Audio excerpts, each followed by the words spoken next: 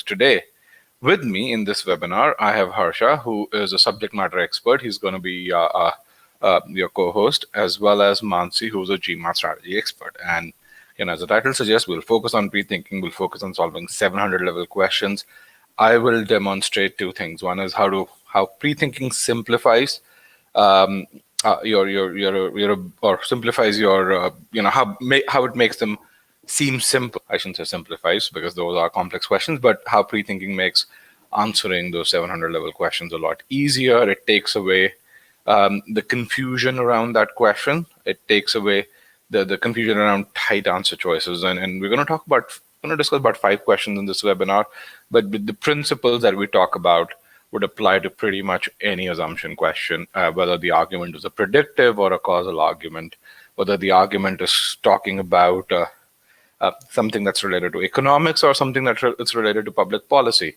So that's one piece. The second piece that we're going to focus on in this webinar is about skill building, is to really say, okay, how do you go about building that skill of pre-thinking, and what are the other skills do you need along with pre-thinking to excel in GMAT CR? But before we do that, let's kind of understand you guys a bit better. And so let's kind of understand what kind of scores are you aiming for. You already have a poll question here, which is when do you plan to take the test? The other question that I have is, what's your target GMAT score? What kind of score are you aiming for? You can really see it. I want to thank you guys for putting those answers in. I can see those answers coming through. All right. So when do you plan to take the GMAT? If you have not responded to this one, please do so. But we have 3 large groups here. The biggest one, marginally the bigger one, is those who haven't taken their data as of yet. Fairly large group in 31 to 45 days, and then a fairly large group in the next 15 days or so. So you're applying in R2 15 days is a pretty big thing. You've got to get there. Also 16 to 30, you can see a similarly large group as well. And if you just want to get done with it, if you want to prepare yourself for R1 next year, that's or R3, then that's 31 to 45 days. Or if you already have a score and you want to improve upon that score, and you're going to apply with the current score and then submit the improved score, that's where the 31 to 45 days comes in overall. If you're an e-GMAT student, and let's kind of get this. How many of you are e-GMAT students here? Just from a show of hands, yes, no. Just broadcast this result. If you are a paid student, select yes. If you're not a paid student, then select no. Just appreciate the inputs, just so that we can understand, calibrate this group. If you're a paid student, if your exams within the next 15 to 30 days, make sure you reach out to the support team if you have any doubts about your metrics, whether they are in line with your target scores, and if you need help with your study plans, please make sure you do that. Just a validation from them would be helpful, and it'll tell you if you're on the right path. With regards to your target scores, this is what this group's aiming for. 732, 750 is the biggest segment overall. Other than that, 2 similar size segments, 710, 720, as well as 760 plus. And then we have about 13% of folks in that 660 or 600 to 700 bracket or so.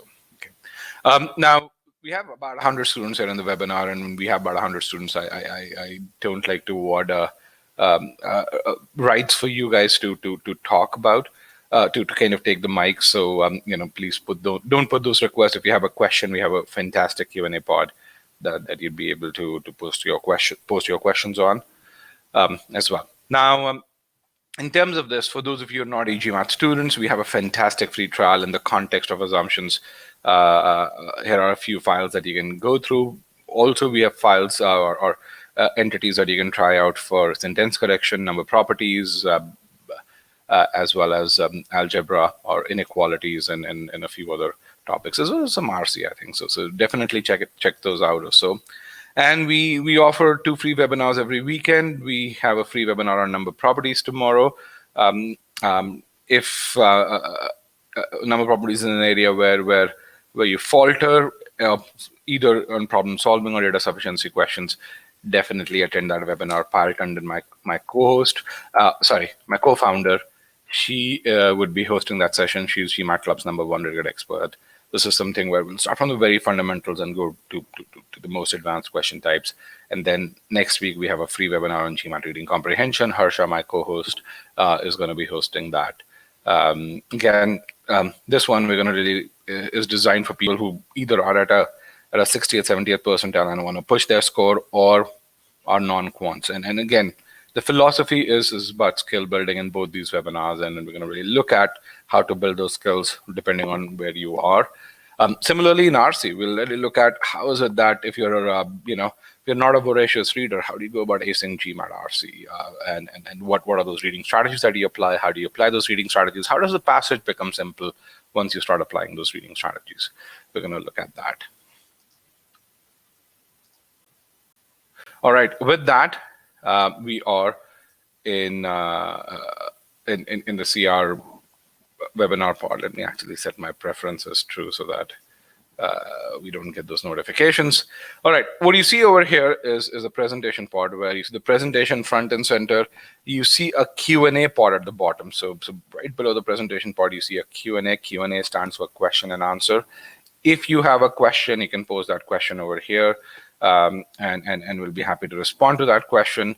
The pane on the right-hand side, which is just the blank pane right now, is a place for my questions. So throughout this webinar, we like to keep it very interactive, and one where we kind of get your input is by asking you a ton of poll questions. This is an example of a poll question that came in, and so if I ask a question, you respond to it on the right-hand side.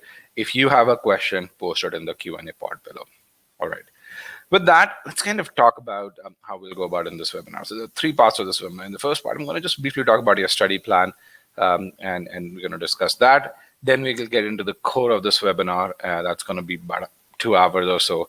And then towards the end, so that's the core of this webinar over here.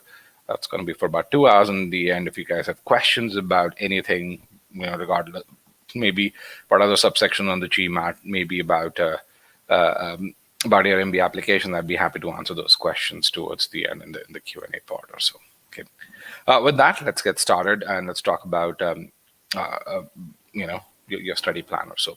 About 5 to 6 minutes. So at e-GMAT, for many of you, this is probably your first interaction with anyone at e-GMAT. And I want to just tell you, the way you've been learning and the way the e-GMAT course is structured is very, very different. And to really explain the difference, I think just it's important to talk about the learning architectures. So when you think about learning architectures that exist in the world today, there are 2 fundamental learning architectures that exist in the world today. And essentially, one is what we call as a book-based architecture, and the second is what we call as a private tutoring-based architecture. A book-based architecture focuses on delivering content and delivering practice questions, and we hope there is that as you go through the content, you absorb enough, and then when you practice questions, you're able to apply that and then essentially get to that high score. The second architecture is what we call as the private tutoring-based architecture, where you just don't learn all the content. You learn the content, we evaluate your ability to apply that content, we take you to that level of excellence, and you learn the next piece of content, and you get feedback appropriately, and then you kind of iterate on this process. Most of the courses out there are built on this book-based architecture again, and e-GMAT, we built right from the grounds up based on this private tutoring-based architecture. We've feedback built into it, we've application built into every stage. And an example of that private tutoring-based architecture is what you're going to see happen in the context of the personalized study plan, which is what we call as your day 1 study plan or so. So let's kind of talk about how does a study plan work. So let's say you're someone at 600, you want to get to that 720 or score or so. So how do you go about building that part to that goal? And at e-GMAT, every student builds their own personalized study plan. How do we do this? We first figure out what your current strengths and weaknesses are, which is what we call as quantifying your starting abilities.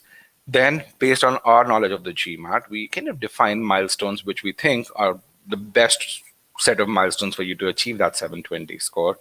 And then from that point on, we really say, okay, given your starting abilities, given the milestones that we think are the best. We'll really say which are the relevant portions of the course that you need to go and excel on. What metrics should you hit so that you get there? Okay.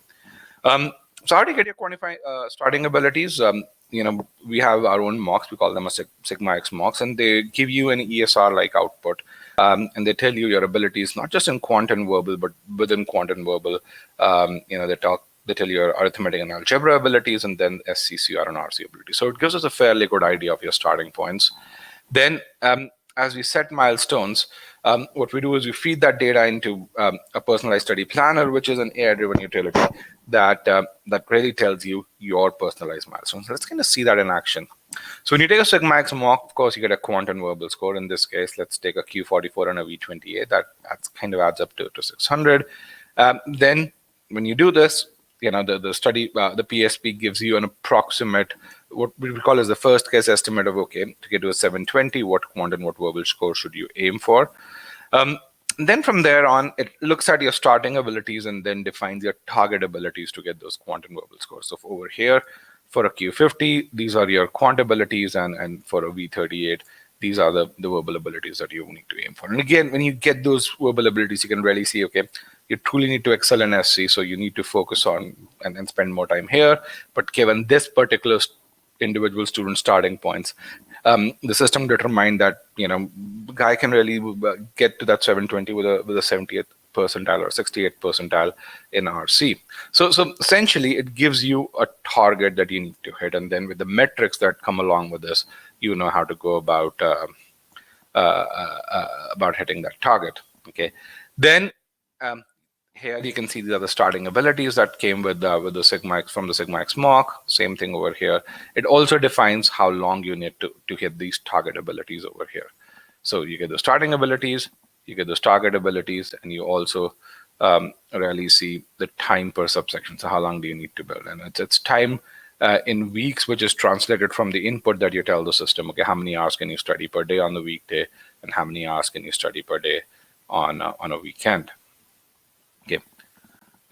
With that, it even generates a day-by-day plan. And I know this is hazy, but this is kind of a calendar view over here that you can then copy and paste on your own wall, so you know how much to study and which subsection to study on which day. You can see the color codes over here.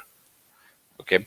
Again, so this is just an example of how the two architectures of learning pan out. If you need help, with your study plan, if you're not an e-GMAT student, then you can book a call with one of our mentors.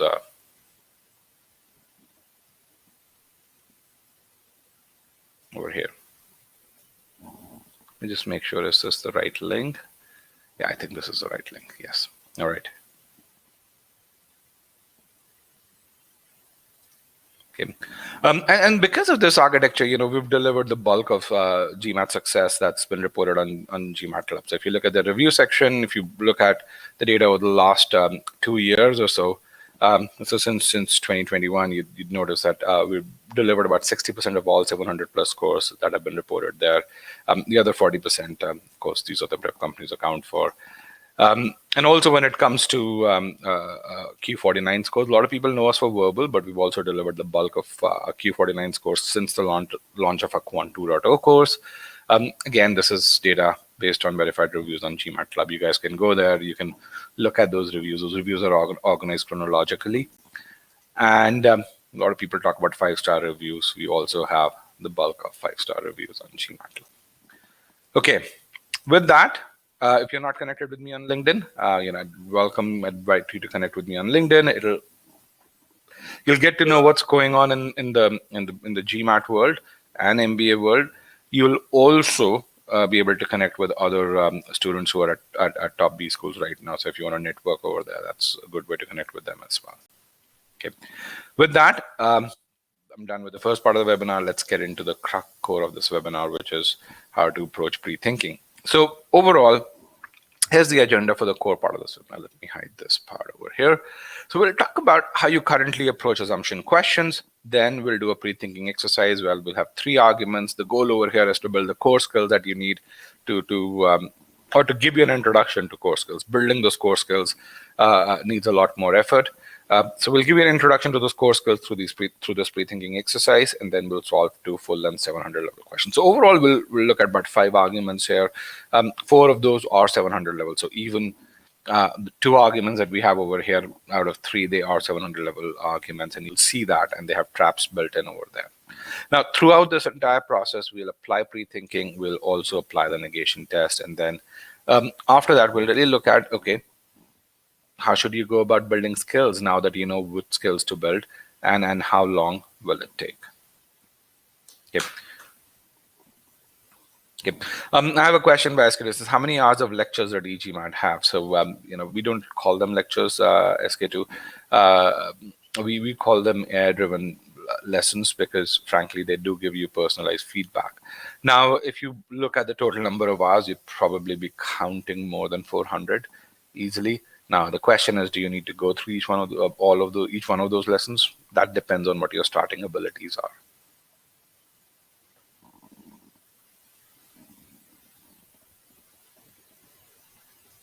Okay. All right. With that, let's so overall, we'll document how you prepare today. We'll recognize what's important to master assumptions, and then we'll talk about the skill building journey after this. All right, so let's talk about how do you approach CR questions today. And before I do that, I want to just explain what pre-thinking is, because it's a fairly misunderstood term in the GMAT world. Pre-thinking is an e-GMAT term. We defined pre-thinking in 2011 when we launched our first CR course. We are in our 3rd generation critical reasoning course right now. Prior to this, there was a term called paraphrasing that existed, and a lot of people think paraphrasing is the same as pre-thinking, which it is not. Now, pre-thinking is thinking of one potential assumption in your mind in 15 seconds, and you do this before looking at answer choices. And the 3 parts in bold are really, really important over here. When you become a skilled pre-thinker, you'd be able to do that in about 15 seconds. Today, you'd probably even take a couple of minutes to do pre-thinking, and that's okay. But by the time you're done with the CR module, you should take you about 15 seconds to do pre-thinking.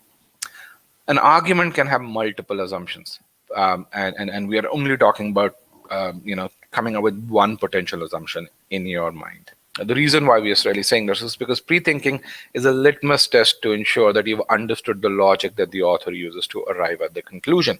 It's not about predicting the answer. The goal of pre-thinking is not to really say, hey, you don't have to go read the answer choices, just look for the answer choice that you've thought about. No, it's about ensuring that you know what the author is saying.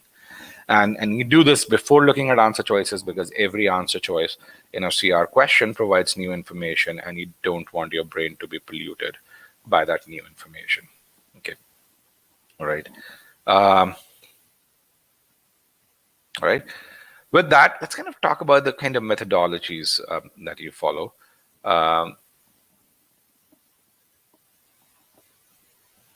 So I'm going to present a short answer part over here. There are 2 methodologies. One is read the argument, go to the answer choices, and do a back and forth till you reach the final candidate. The second is read the argument, pre-think an assumption, and then evaluate an answer choice. So let's call this methodology 1, and let's call this methodology 2. Which methodology do you follow?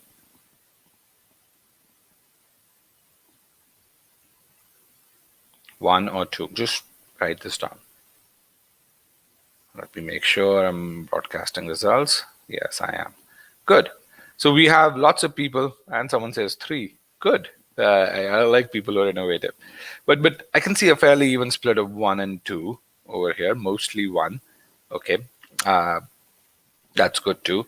But half of you follow methodology 1, the other half follow methodology 2. My goal over here is people who do that back and forth. I want to make sure that I motivate them enough to to try pre-thinking out, to spend some time on it. And if you're following methodology 2, I want to make sure that you guys become better pre-thinkers. Okay. Vanishka says, how do I improve my ability to infer things? Vanishka will talk about that as well. Okay. Okay. So overall, the 3 skills that we'll focus on. So pre-thinking is not, your magic wand. Pre-thinking is a process that requires that you have certain skills. So the 3 core skills that we'll focus on, and we'll focus on on identifying what those skills are, and I'll demonstrate what those skills are, and then so that you guys are motivated to learn on those skills. And the most important skill out of these is these skills is the skill to visualize. Okay, this is probably the skill that that's used most frequently over here.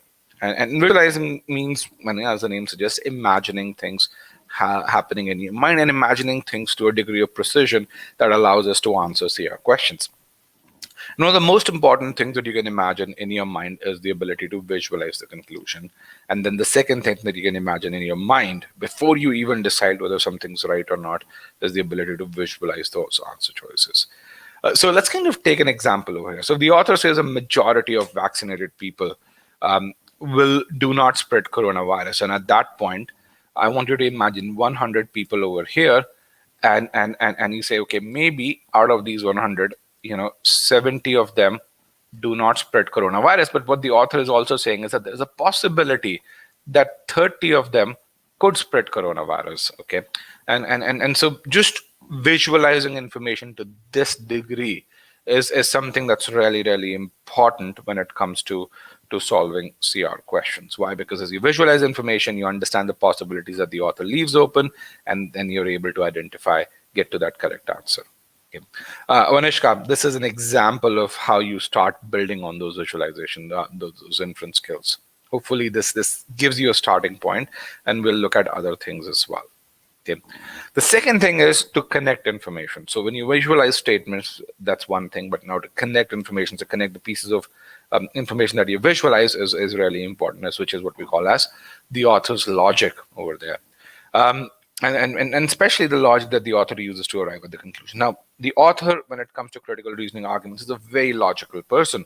And so the logic that you see in CR arguments is very sound. You've got to understand what that logic is, and you have to really say, okay, I understand why the author is saying this. Let me figure out how to strengthen this logic if it's a strengthened question. Let me figure out how to break this logic if it's a weakened question, or if you're trying to apply the falsification condition in with regards to assumption questions. Okay. And then once you do that, once you understand the logic, that's when pre-thinking comes in mind, because once you've got to do this and this before you can even worry about pre-thinking. You've got to understand the information that's given to you. Adit says, should we read the question first in CR or the passage? Adit, in terms of your overall ability, it doesn't matter. The philosophy that I tell people is, when it comes to when you are in that learn phase of critical reasoning, make sure you kind of go linearly, because when you're in the learn phase of critical reasoning, what you don't want is you don't want your brain to be overwhelmed. And let's kind of look at this. How many of you find that your brain's overwhelmed when you're reading a difficult CR question? So, hey, I'm overwhelmed by information that's present in the argument. The question was, should you read the question first or should you read the argument? Yes, your brain's overwhelmed, and this is what happens when you're in the learning phase of CR, not in the So when you've not hit that 70th percentile ability. So for me, I want to give you the best chance to hit that 70th percentile ability first before you go from that 70th to that 90th percentile ability. So in that case, I always say read the argument first. That way you focus on understanding the argument, comprehending the argument before you really say, okay, what do I need to do with it? Do I need to evaluate whether means to really validate the argument? Do I need to find out my assumptions? Do I need to really strengthen the author's conclusion or weaken it? So till you hit that 70th percentile, read the argument. After that, you can read the question stem. It can probably save you 5 to 7 seconds. It doesn't have a significant impact on your ability to answer questions correctly. So it's not a big point. And unless and until you're at that 70th percentile, it's the wrong question to ask. Once you get to that 70th percentile, then it becomes the right question to ask. And again, this is one of those other things to really see. A lot of us ask questions because we have heard people complain about this, other test takers complain about this. We also have to ask ourselves at which stage is this the right question to ask? Because there are different questions at different stages that you need to ask. Okay. All right. So with that, let's kind of understand assumption. And what I'm going to do is I'm going to give you a very simple example. And the whole goal over here that I have is to really demonstrate that as humans, We reason beautifully as long as we understand the context in which we have to reason. So I'm going to give you a very simple argument. I'm not telling you anything about what an assumption is. I'm not taught you anything about what pre-thinking is, but most of the times, people are able to give me a great answer to this question. So it's a very simple argument. I want you to tell me, what does the author assume here? I'm going to remove broadcast results so that your answer is not influenced by what you see on the screen. But type in your answer, press enter, and your answer I'll get your answer over here. The system will record your answer.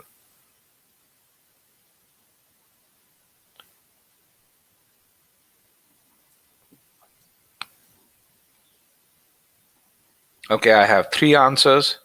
Please don't put your answers in the Q&A pod. I'm going to delete those. The Q&A pod, which is the pod below the presentation, is for your questions. The pod on the right-hand side is the pod for your answers. I have about 12 answers over here. 15 answers. Let's get to about 20. All right, 20 answers. Let me broadcast results. Joe did not meet the score for Ivy League school. To get admission, you need to score higher. Low score means he will not get admission in an Ivy League school. Less than 500 means he'll not get admission. Ivy schools do not accept scores lower than 500, 500 or lower. Okay, good. Good answers. So with that, let's kind of look at what's going on over here in this argument. So when you think about this, the author gives you a data point here. It says, hey, there's this guy called Joe. He scored 500 on the GMAT. And then based on this, the author really makes a claim. He says, Joe will not get admission, or makes a prediction. This is a predictive argument. We're talking about the claim that the author is making is something that's going to happen in the future, or will not happen in the future, according to the author. And the author says he will not get admission in an Ivy League college. And so as you do this, you've got to visualize that there's someone called Joe who's applying to an Ivy League college, or Harvard, or a Booth, and essentially with a score of 500, and he's getting rejection, and then there are other Joes who are applying with that score, and they're getting rejected as well. So when you do that, you think about it, what does the author assume over here? What the author is assuming is that the score of 500 on the GMAT for someone like Joe is unacceptable. Now, you guys pretty much got most of it. I think the only piece that I want to just emphasize on over here is for someone like Joe. Why? Because when you think about an assumption, it's always mated to the conclusion, and the conclusion talks about just Joe. So we want to really talk about someone like Joe. The author is not, when you think about a statement, and a statement defines a set of possibilities, the author does not really say that the Prince of Saudi Arabia will not get admission into an Ivy League college with a score of 500. He says Joe will not get admission into an Ivy League college with that score of 500. But I think the piece that I want to make sure that to emphasize is our ability to reason exists within us. Our ability to pre-think exists within us, as long as we kind of understand the context really well. This is the context that you guys think about day in and day out. And as long as we do that really well, assumption happens like this. And so what we need to do is build the skills so that we can visualize the context in front of us, regardless of what the test throws at us. Okay.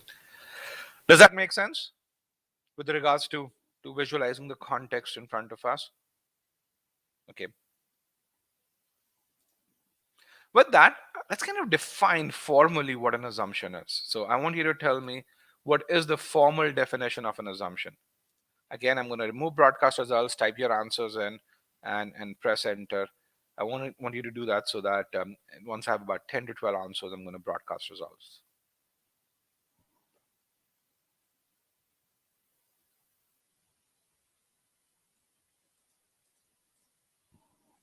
Okay, let's get a few more responses.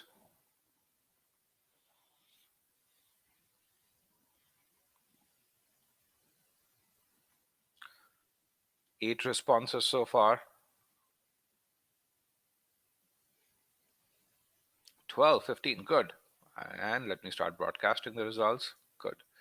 A statement drawn from a conclusion assumed to make conclusion correct. The basis of a conclusion, something that accepted without real proof, an unstated premise. a predefined conclusion before evaluating a situation. Okay, new information that must be true for the conclusion to hold true. Yes, that's a really great definition. So when you think about an assumption, the first thing that you should really think about is a conclusion. Why? Because an assumption is tied to your conclusion of the argument. And I'm going to ask you to write down two things here in this presentation, and you can write down other stuff as well. But there are these two things that I want you to write down. One of them is the definition of an assumption. Why? Because if you know this, you can pretty much answer every assumption question if you apply this well. A lot of critical reasoning is like Newton's laws on physics. If you know them, you can really predict the behavior of a lot of mechanical things. Okay. An assumption is an unstated idea that is required, or that should follow the must be true condition for the conclusion to be valid. So the first thing I want to make sure that you kind of really have to really understand is that assumption is tied to the conclusion.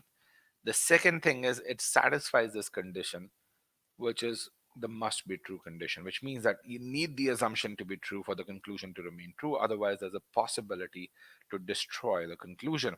And the third thing which is there is an assumption is an unstated idea. You cannot infer the assumption from the information given in the argument. Okay, it always provides new information. That's why it's an unstated idea. Again, write it down. This is something that when you're confused between two answer choices, you can get to it or you can get to the negation test. But this is, this is fundamental with regards to assumption questions. Okay, so there are two attributes that are correct assumption satisfies. One is it provides new, so you can see the definitions over here as well. You'll see me ask this definition again and again. So I'll be asking this question many a times. So the fact that it's an unstated idea, which means that it provides new information, the fact that it satisfies this must be true condition means that it's required. Okay, and we're going to focus on must be true. Why? Because 9 out of 10 assumption questions test your ability to identify must be true. And in this session, we're going to really have questions that'll stretch your imagination. Really say is ask and kind of try and confuse you with answer choices and ask you, is this must be true? Does it satisfy the must be true test? And more often than not, when you're confused between two answer choices, one of them does satisfy the must be true, the other one is a great strengthener but is not a must be true condition. And for those of you who've solved assumption questions, you've come across this conundrum. Okay, so I wanted to visualize this. At e-GMAT, we try and visualize everything. So if I were to really think about an argument, let's say this argument is a house where the conclusion is that roof. Now that conclusion is supported by three supporting statements. Those are the three pillars that you see over here. Okay. Now let's kind of figure out which one of them would act as an assumption. Let's call these pillars 1, 2, and 3. Let's say I remove pillar 1, my roof, which is my conclusion, stays upright. Maybe it's weakened a bit, but it doesn't break down, which means 1 is not an assumption. Those tempting answer choices kind of are like that pillar 1 over here. Okay. Now let's take pillar 3 down as well, and the roof still stays upright, and which means pillar 3 is also not an assumption. It was a strengthener. It made the roof strong, but it's not an assumption. Now let's bring each one of these pillars back, and at this point, let's take pillar 2. As we take pillar 2 away, the roof caves in, which is kind of what an assumption does.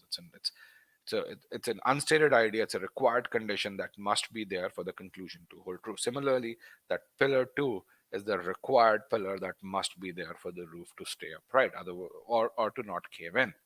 Just this is the role that an assumption plays. Okay, that's why an assumption is called an essential pillar. Okay. Does that help you visualize information?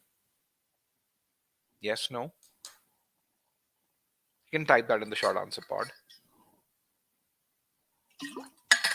Okay.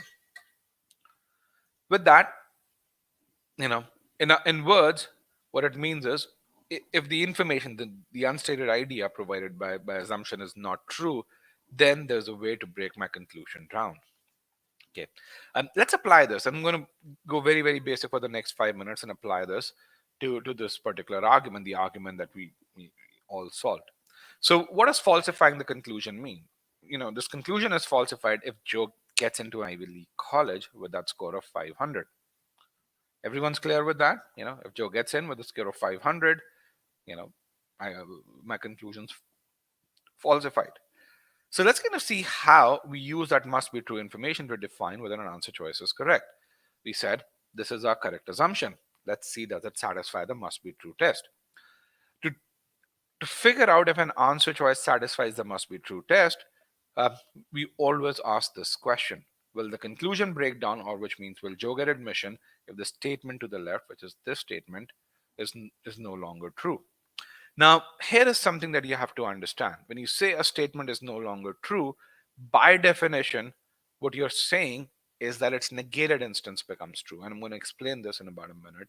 Why do we say that? So, what's the negated instance of this particular statement? That's this statement. A score of 500 for someone like Joe is acceptable to Ivy League colleges. We just took unacceptable and made it acceptable. That's a negated instance. So, if that becomes true, does the conclusion break down? Absolutely. Why? Because if a score of 500 becomes acceptable, then the author cannot say with 100% certainty that Joe will not get admission in an Ivy League college. That's kind of how we figure this out. Now, I'm going to apply the same test to incorrect answer choices as well, and we're going to really see how the conclusion doesn't break down in the presence of those negated versions. Okay. Now, some of you may say, how can you really say if a statement is not must be true, then its negated version becomes true? Let's kind of take some examples. Let's take the statement, Harvard has the best MBA program. If you say that's not true, by definition, are you not saying that Harvard does not have the best MBA program, or an MBA program that is better than or just as good as Harvard exists? Are you not saying that if you say this statement is not true? Yes, no? Yes, no? Yeah. By definition, you're saying that if you say, hey, Harvard has the best MBA program, that's not true, then by definition, you're just saying there's something which is just as good or better exists. Otherwise, you have no basis to say that that's not true. And that's really important. This is this over here is an inference of you saying not true. John runs faster than David. If you say that's not true, then you by definition you're saying John does not run faster than David, or David is just as fast or faster than John. So when you say a statement is not true, by definition what you're really saying is that its negated version is true. Okay. If I were to go a bit more technical, every statement in the world uh, uh, uh, presents to us a set of possibilities. Okay, every statement presents to us a set of possibilities, and when you really say that that statement is not true, what you're really saying is that there exists a possibility that's outside this set of possibilities that could happen. That's kind of your negated version in just visualized sense. And we're going to see this come again and again and again. Okay. Now, if an answer choice is the incorrect answer choice, then what you'll also see is you'll see this test play out. If an answer choice is an incorrect answer choice, then the conclusion will not break down in the presence of negated instance of that answer choice. Okay. Let's kind of take a couple of examples. Same argument. This is the answer choice that we have to evaluate. A score of 500 on the GMAT is not a good score. We have to ask ourselves, is this a must be true? Actually, a couple of you really just said, Joe will not get admission in an Ivy League college because he got a low score. No one cares about what this is called. The author doesn't give you that. So we don't know if it's a low score. The statement says a score of 500 on the GMAT is not a good score. Let's see, is this must be true? Will conclusion break down, or which means Joe gets admission, if this statement is no longer true? If this statement is no longer true, then its negated instance becomes true, which means the score of 500 on the GMAT is deemed as a good score. Okay. If that's the case, then will Joe get admission? The answer is absolutely not. Why? Because if you look at the argument is not predicated on the fact whether you call this score a good or a bad or an excellent score. The author simply says, hey, Joe scored 500, therefore he'll not get admission in an Ivy League college. In other words, you can swap this 500 with 700. The logic of the author's logic remains the same. Okay, that 500 is merely a number. It defines a boundary. Okay, You can move that boundary. The logic that the author uses does not change. Let's look at another one. Let's ask ourselves, do you think this is a correct assumption? I'm going to put in a yes no poll over here. And let's just hold on. Let me clear the prior responses. Do you think this is an assumption? Come on, I have upwards of 100 students. Let's get at least 50 responses here. Is this an assumption? You have the argument on top. You have the answer choice here. 5, 4. I have 40 responses so far. Let's get to 50 responses. One of the things you guys are taking the time out to be with me in this session. So one thing that you guys can do is respond. Why? Because this is a place where no one's judging you. If you get it right, that's good. You can give yourself a pat on the back. If you get it wrong, then you can really see where you faltered and learn and do better next time. Again, as I said, no one's judging you over here. If you think it's an assumption, select yes. If you don't think it's an assumption, select no. 3, 2, and 1. Let me end the poll. And we got 64 responses here, but 19% of you said it's an assumption. 81% of you said it's not an assumption. First, give yourself a pat on the back for participating. Participating can be scary, and you guys were phenomenal when it came to this particular response. So let's look at this over here. Same answer choice, same process. Will the conclusion become invalid? Will Joe get admission if the statement to the left is no longer true? So which means we have to figure out its negated instance. To figure it out, we're going to focus on this does not part over here. So say if this statement does not satisfy, is not must be true, then its negated instance is true. So the quality of an applicant's essays does play a significant role in deciding whether he gets into an Ivy League college. So does this mean Joe would get admission with a score of 500? Not really. Why? Because what the argument is saying is that this 500 is a minimum threshold and Joe hasn't crossed that minimum threshold. The quality of applicants' essays and a bunch of those other things, they start to come into play. They can play a significant role as long only after Joe crosses that threshold. Okay.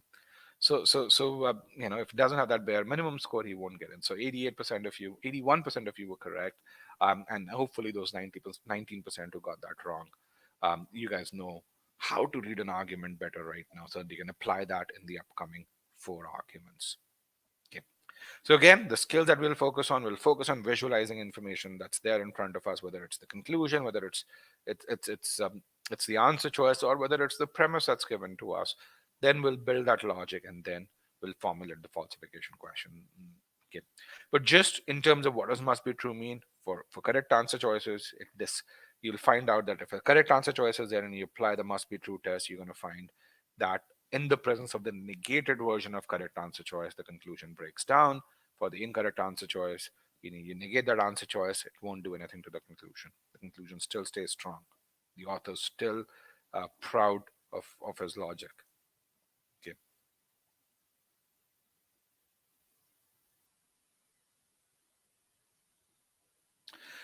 Vidushi has a great question. She says, do I consider this as an implicit entity too or an irrelevant entity? The essays for the previous argument. Irrelevant. Unless and until Joe gets to that threshold, it's irrelevant. He cannot get through the door. Okay. And the way to look at this Vidushi, is in the argument itself, do we talk about essays? No. The answer is no.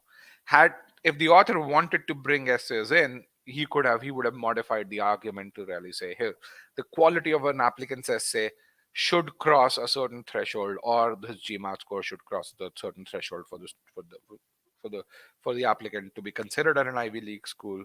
Joe has this score, and therefore he will not get. So he would have changed the argument there. Does that make sense, Vidushi? All right. Okay, so this was the foundation of what an assumption is. Let's now talk about how to go about pre-thinking. Why will the essay bit not be considered new information? Oh, it is new information. It's just not must be true. Remember, we did the must be true test. It is new information. Every answer choice in an assumption question presents new information. Whether that new information is relevant to the logic that I'm using to arrive at the conclusion, that may be true or that may not be true. And that's a judgment you guys have to make. Okay. So overall, what process, and you'll see more of it. I understand, you guys probably have some questions right now. You'll see this process reinforced again and again and again. So hold those questions, hold those doubts, and two questions down the line, if you still have those doubts, please ask those doubts, and because they will get addressed. And the best way to address them is by demonstrating. Okay.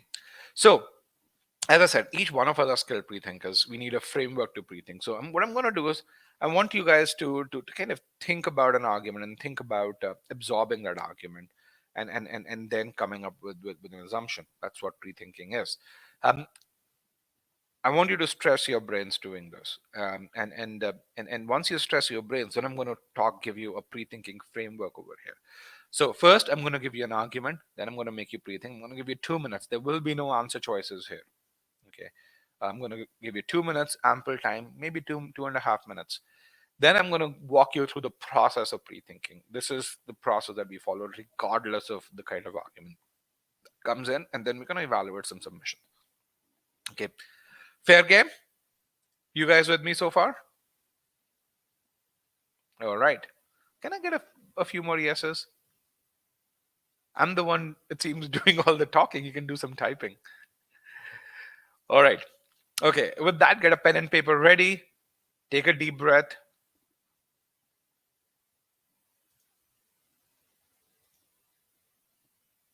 And I'm going to remove broadcast results, 2.5 minutes.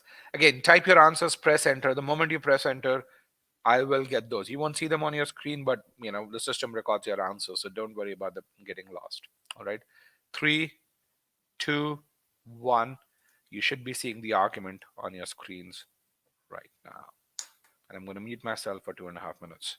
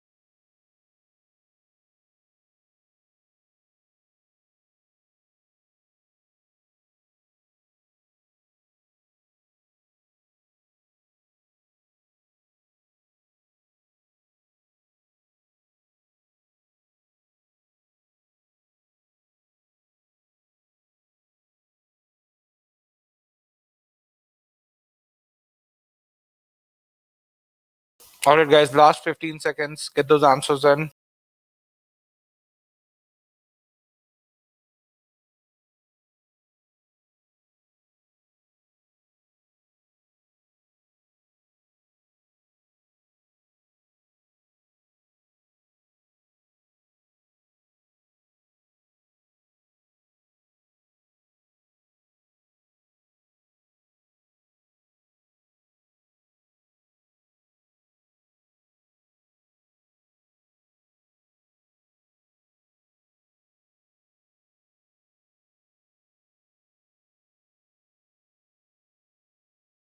Three, two, and one. Let's get those answers in, and let me broadcast results so that you guys can read those answers there. All right. Tenured professors are motivated by the reward system and hence focus more on research than on teaching. Tenured professors focus more on research that leads to less student learning. Okay. Uh, let's kind of look at a few others. There's no other reason, example, salary that causes the difference, right? The assumption is that tenured professors do not enhance students because their salary is greater for doing research rather than, again, you can really see the word salary is in there. The word is there as a reward system. Reward system doesn't really talk about salary. It's about something that goes beyond a salary. So that's something that's there.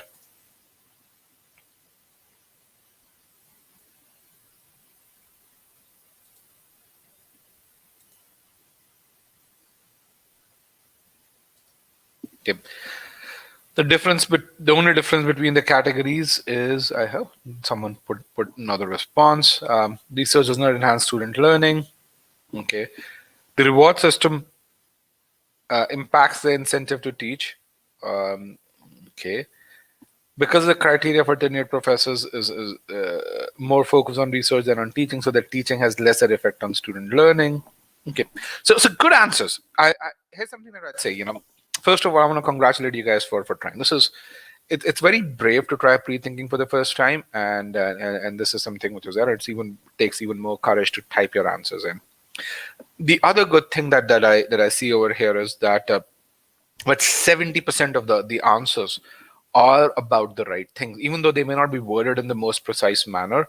You're hitting you're trying to hit the nail. You're not just banging the hammer around the nail. So that's good, and you're getting part of the nail. So that's really good.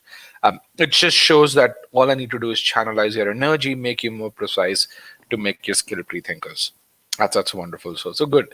It also shows the effort. I mean, frankly, if you to get there, you do need to read the argument properly. You do need to visualize the conclusion, and it shows that you guys have put in the effort. All right. So I'm going to hide this. So let's kind of look at this over here. So what's our approach to pre-thinking, and how can we channelize your energy better to make you more precise pre-thinkers? So the first thing is, got to identify what that conclusion is, and we have to visualize that conclusion. Really important. Then we've got to visualize what information does the author have in the argument that makes the author arrive at the conclusion. How does the author justify his conclusion? And then we're going to ask this pre-thinking question over here. And I'm going to give you a template of this pre-thinking question. That's going to be the second piece of information that I ask you to write it down. Why? Because that template remains the same regardless of the argument. All right.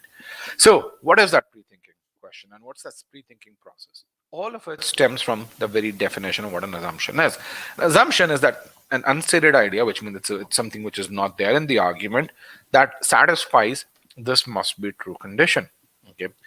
So, and what is that must be true condition? That, hey, this assumption needs to be true for the conclusion to remain valid, which means that without the assumption, there is a possibility to take the conclusion down. Okay. Now, if you visualize that piece, go back, about 20 minutes where we talked about a conclusion being a roof, and that essential pillar being the assumption. So if you were to figure out, okay, where to put an essential pillar, what you have to figure out is, where does the roof cave in, right? Or in other words, the assumption is built around those scenarios where the conclusion breaks down. Does that make sense? An assumption has to be built around those scenarios in which the conclusion breaks down, right?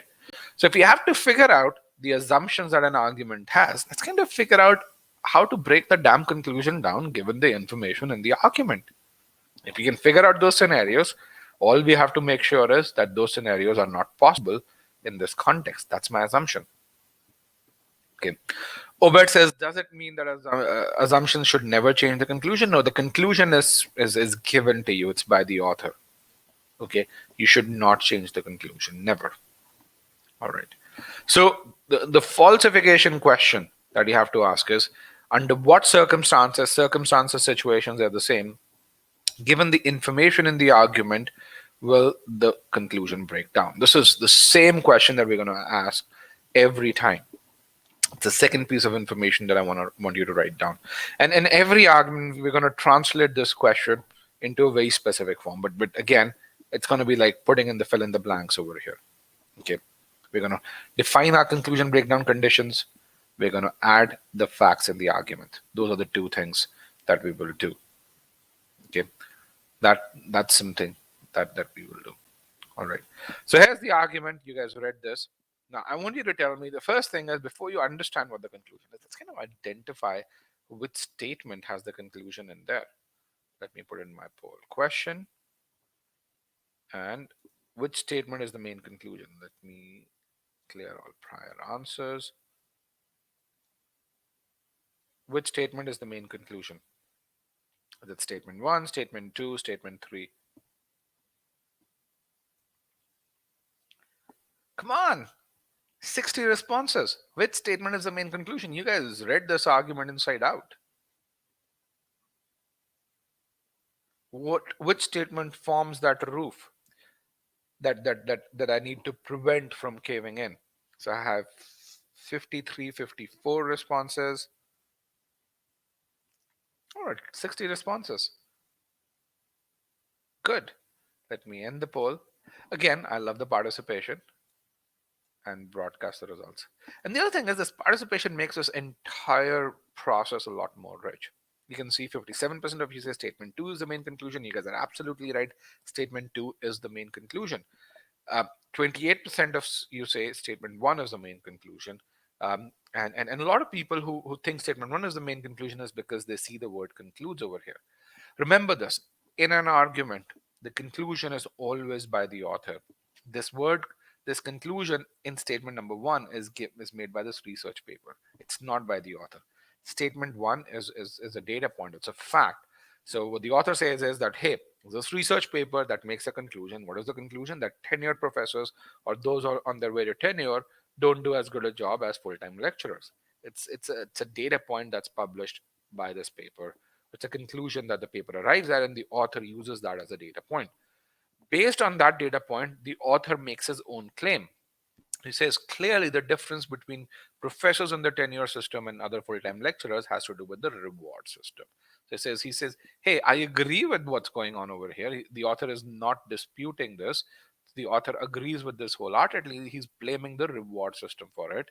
And to justify his claim over here, he provides a supporting piece of information which says that the criteria for rewarding this entity, which is professors or tenured faculty, places a greater emphasis on research than on teaching. He says, hey, here is this data point that I have to justify my claim. My claim is statement number 2. Okay, people who chose statement 1 or statement 3, can you really see why statement 2 is the main conclusion? This is what the author wants you to believe. Hey, it's the reward system that you've got to blame. Okay. All right, always remember the conclusion belongs to the author. Okay. Another piece that I want to make sure when you visualize this conclusion is that, hey, the author is not disputing the paper's finding. He's actually building on it. He's blaming the reward system for it. Okay.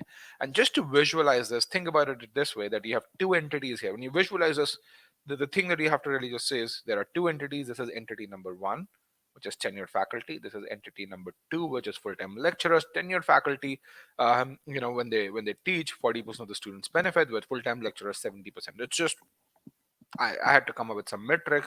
So personally, the students seemed a lot easier. And then the author is kind of blaming the reward system for professors. And this is really important. P means professors. It's in line with professors. Former over here goes to professors in this case. Okay. Visualization okay? Simple enough for me, for everyone? Nothing complex here? Simple enough? Right? All right. Okay. Let's kind of look at the role played by these statements. Why does the author say that? The author says that. Why? Because we have this context here that professors don't do as great a job as lecturers do. Um, and then we have this data point in this case, which is the supporting statement, all right, which provides details about the reward system. Statement 3, I want you to now focus on statement 3. Another core skill that's really important is to read statements precisely. Okay. And I want you to tell me statement 3, whose reward system does statement 3 talk about in this case? Is it just tenured faculty, just lecturers, both tenured faculty and lecturers, and neither tenured faculty or nor or which would be neither nor lecturers? And while you do that, I'm going to address a doubt. Is the assumption from the reader or the author? The assumption is something that you come up with that the author has made while arriving at his conclusion. Think of it as that missing critical piece of information. So he forgot to really state that in the argument, but it's needed for his conclusion to be true. So in some ways, it's implicitly by the author, but you as a detective has to figure out what that assumption is. All right. So whose reward system does statement 3 talk about? 44 responses. Let's get to 60, guys. Come on. Whose reward system are we talking about here in statement 3?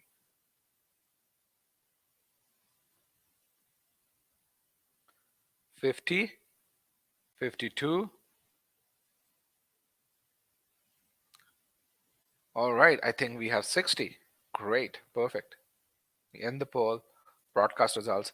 Again, this is great. You can really see 71% of you said only tenured faculty. You guys are absolutely correct. But 22% of you say both.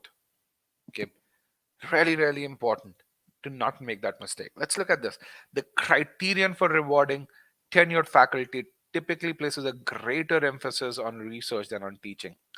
A lot of people see the word greater, they say it's a comparative word, and they say, okay, maybe I'm comparing the reward system for tenured faculty versus the reward system for full-time lecturers. People who chose both, is that how you inferred the usage of greater? People who chose both, right? What this statement is saying is that maybe there's a 70% emphasis on research for tenured faculty and a 30% emphasis on teaching for tenured faculty. That's what this greater means. Okay, but it's only for tenured faculty.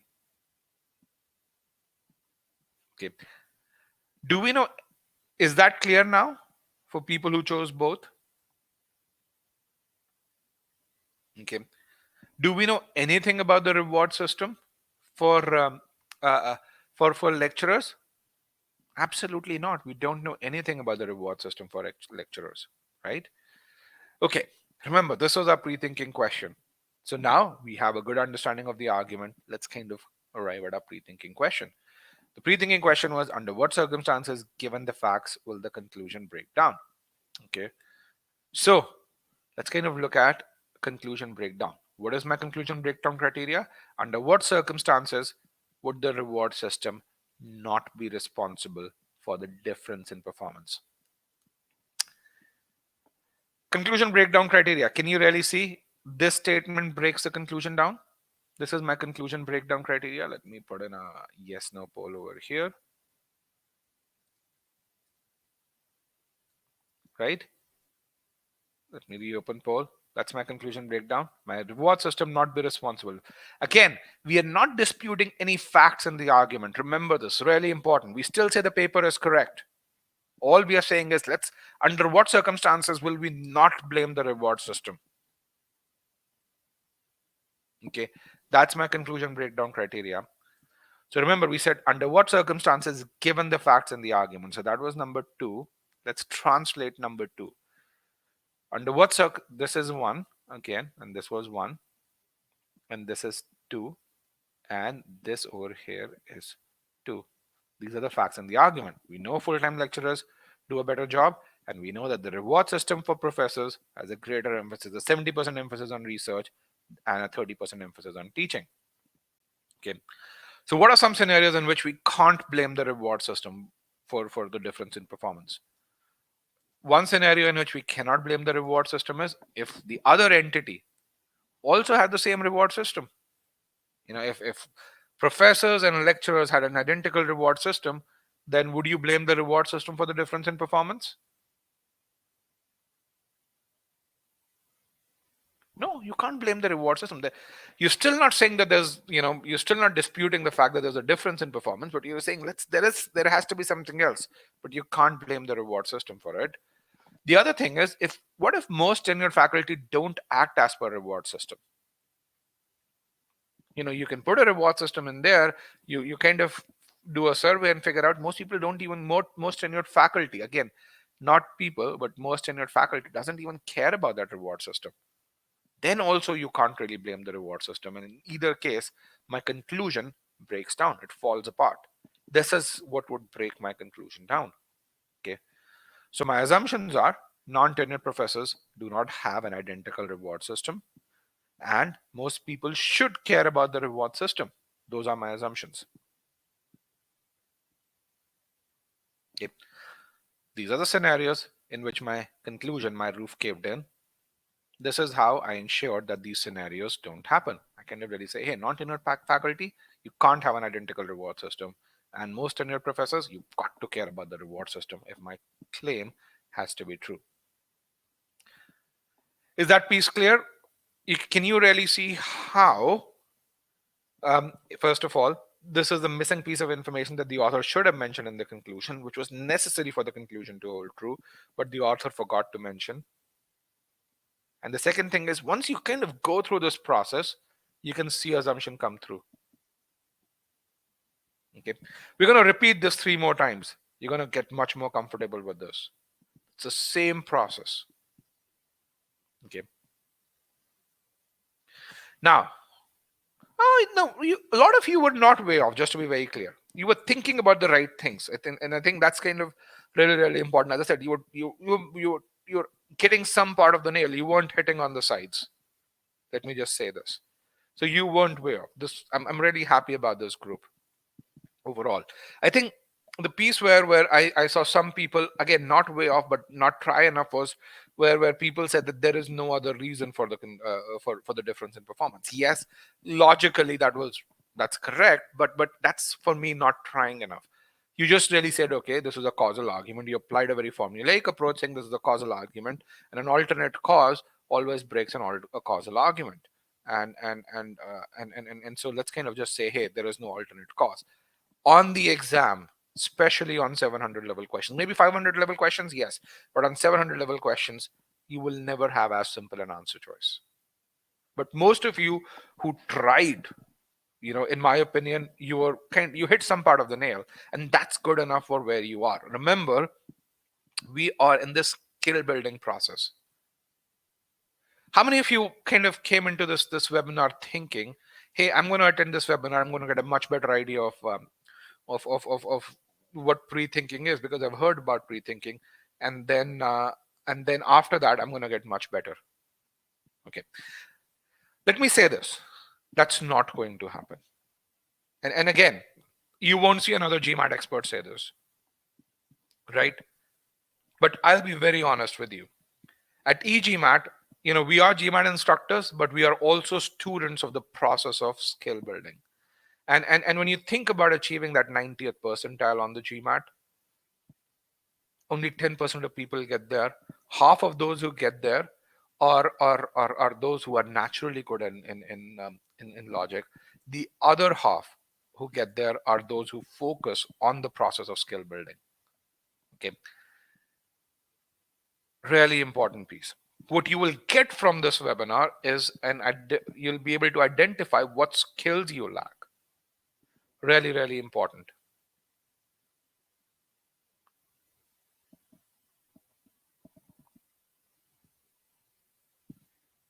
Okay, great question there. Can you copy and paste that question in the Q&A pod Harsha will give you a really good answer to that. But great question in this case. And I think Harsha would be happy to really. Harsha, let's answer this question. Also copy this and kind of. I think this is a question for a mini video that we should really just say, because I think a few people have this. So copy and paste. Put that question in the Q&A pod. Um, okay. So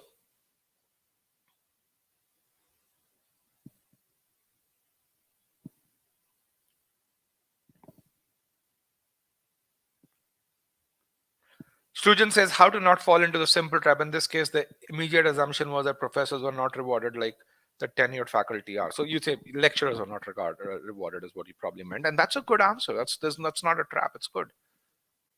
Okay, but coming back to this is about skill building. Let me just say this. There's no one in the world can give you a lecture and really just say, hey, uh, uh, suddenly you're going to get much better. Why? Because we as GMAT experts know things inside out. We've gone through this entire rut multiple times. But it's you who has to build skills, and what we can tell you is what skills to build, how to go about building skills. Okay. Now, how many of you are worried about timing here? You say, man, this is very involved. This seems to take really long. Okay. Elaborate a bit more about your worries. Let's kind of get those worries out.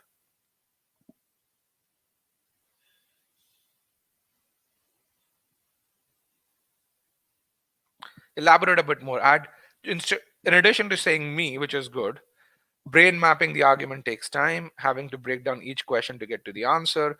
Pre-thinking various scenarios takes time. Good. I like those. And that's really important to write it down. Why? When you're worried about something, write down the precise worry, and it'll give you to really say, this is what I need to think about, and then you can come up with possible solutions to this. Paraphrasing takes time, yes.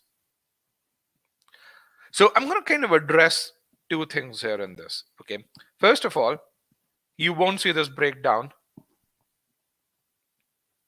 uh, of success if pre-thinking did not work. Okay. So how many of you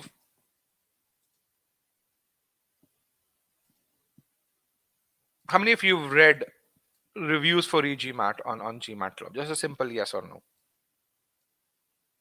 Okay.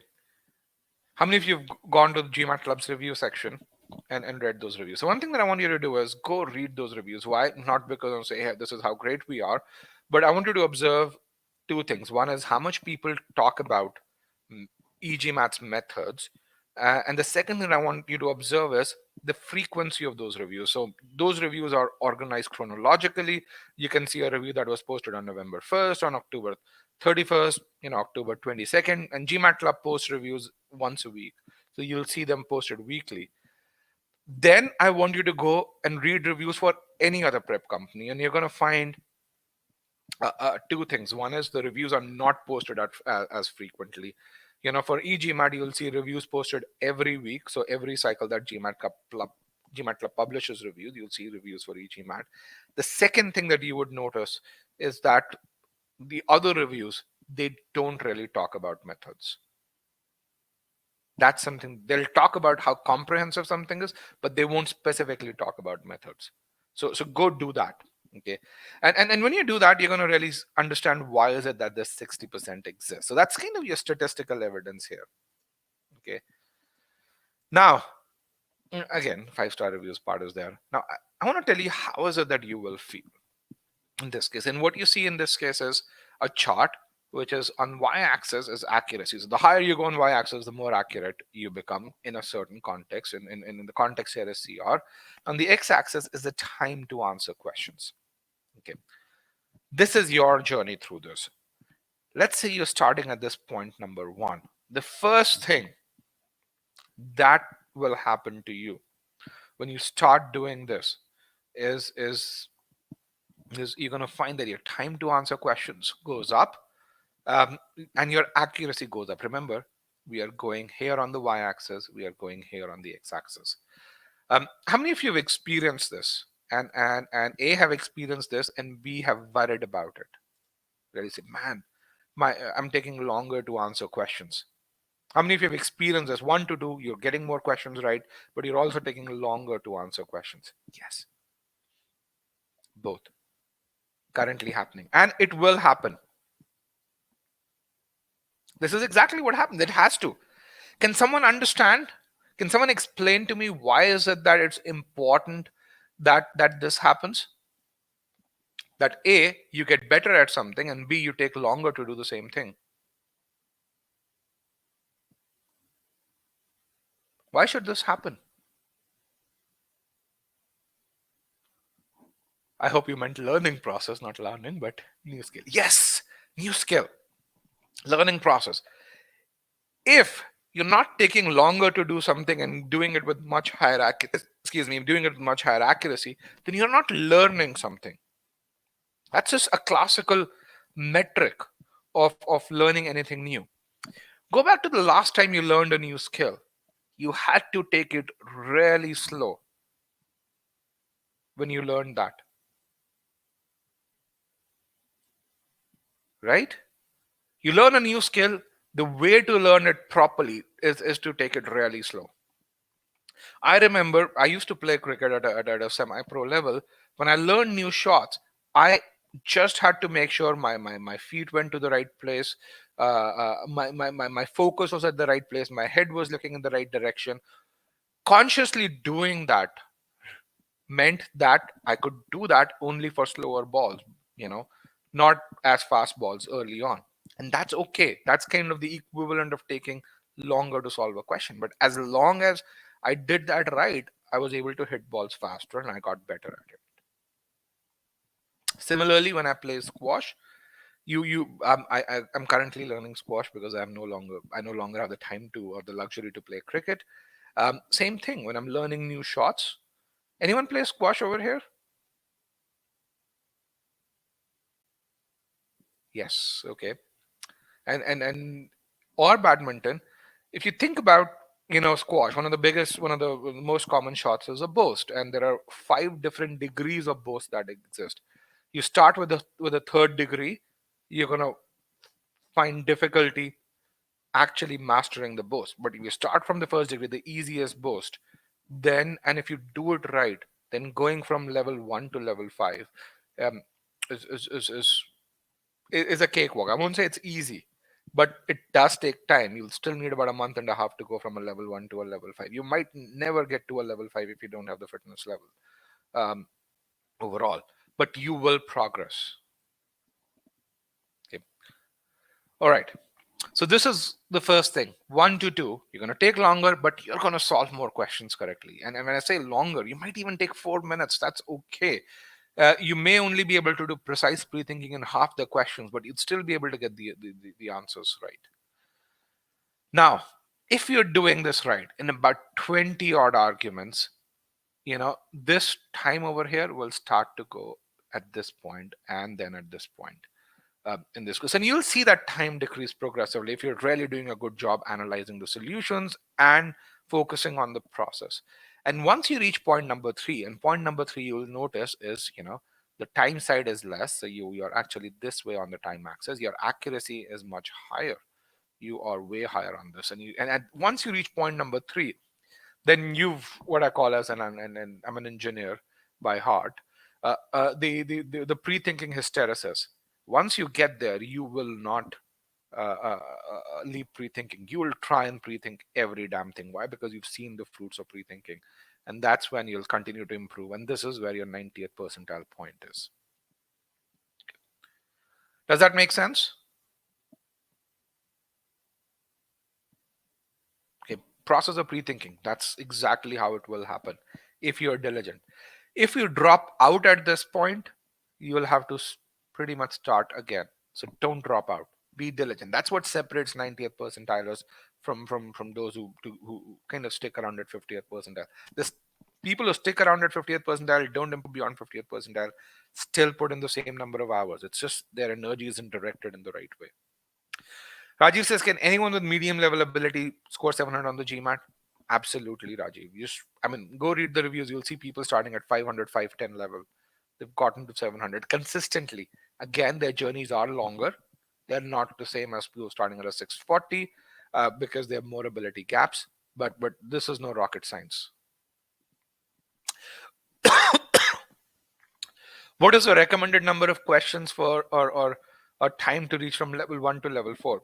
So recommended number of, I'd say most people, and again, I use the word most people, will go from level 1 to level 4 if they spend about 7 to 8 hours. And but again, with the caveat that 7 to 8 hours need to be done consistently. I don't want you starting the process of pre-thinking and moving on to SC or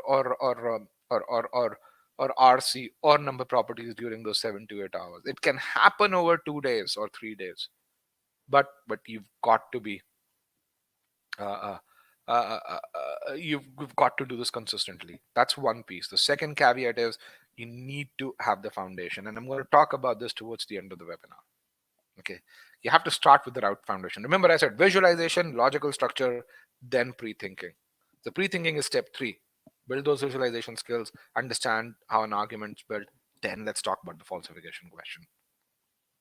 Okay. Okay. If you want to, you enrolled in the e-GMAT, can you get to 745 days? Can you? Absolutely. I would not say no because I don't know how many hours can you put in. But if you talk to one of our strategy experts, they'll tell you what you need to do to get there in 45 days. I think the more important question is what all conditions do you need to satisfy to get there? So, all right. Again, some more anecdotal validation. So you already saw statistical piece. There's a guy who scored 740. He says, take your time. Equally important, pre-think an answer before looking at the answer choice. And again, pre-thinking, once you get it in CR, you will also do this in RC. Really, really beautiful. And this is one of the score skills which translates to the core skills for quant really well. Okay. Here's a guy who scored 35th percentile on CR and was stuck at 700 because he just wouldn't be able to answer CR questions correctly. Came to us, we looked at it, we said, you have the ability, you have the right fundamentals. He had the ability to visualize. He understood how arguments were being built, just didn't know how to pre-think. Okay. And once we kind of fine-tuned his process, he was able to go from that 700 to 770 in about 20 days. Again, so same thing over here.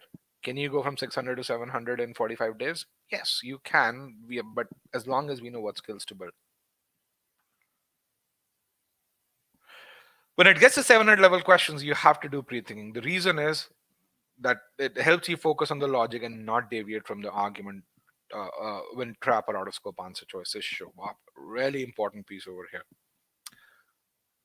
Goes with my pre-thought pretty well. Do I still spend time evaluating or eliminating the answer choice? Would that be a waste of time? Great question. What do you think my answer would be?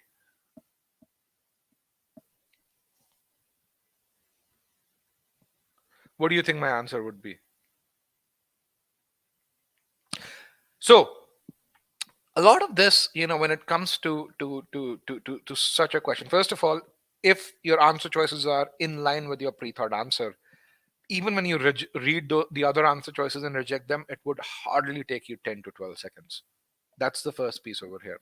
The second thing is whether you follow this course of action or not depends completely on your comfort level. Okay, there are questions with which I follow this course of action. There are other questions with which I don't follow this course of action, and that's something that you will develop. Again, here's something I can predict based on the question that you're asking. If you're asking this question, you're still worried about timing on the test. Am I correct?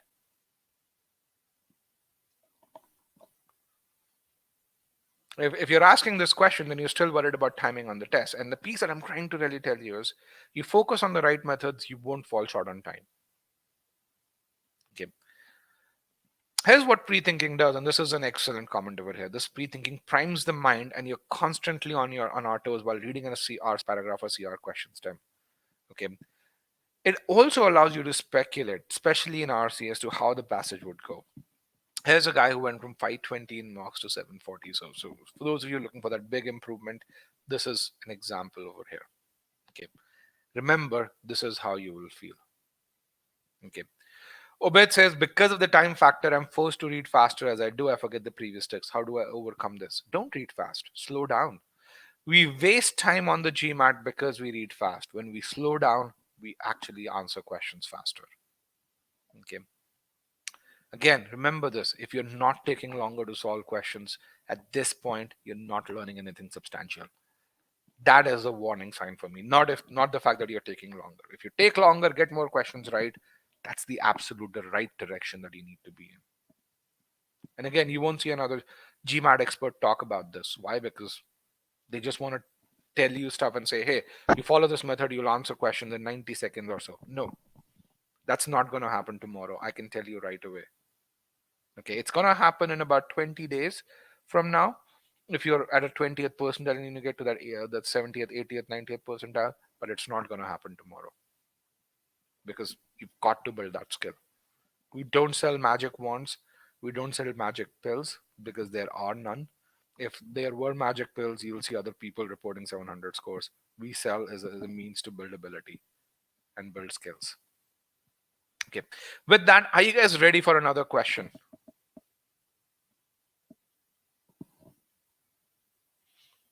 Are you guys ready for another question? Yes.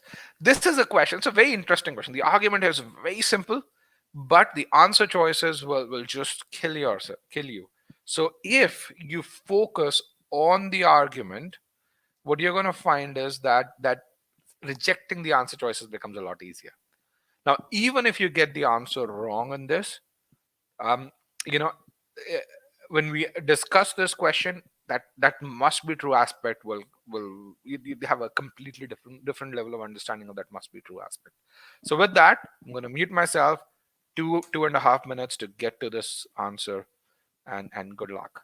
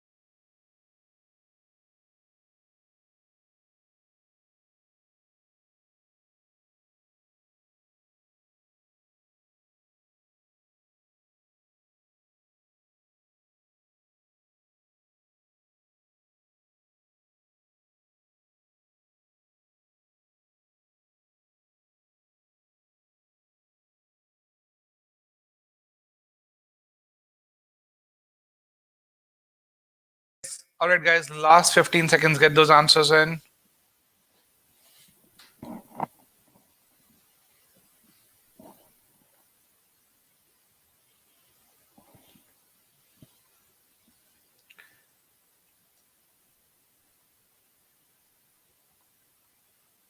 Five, four, three, two, and one. Let me end the poll. All right. Got 50 responses. How did we like this question?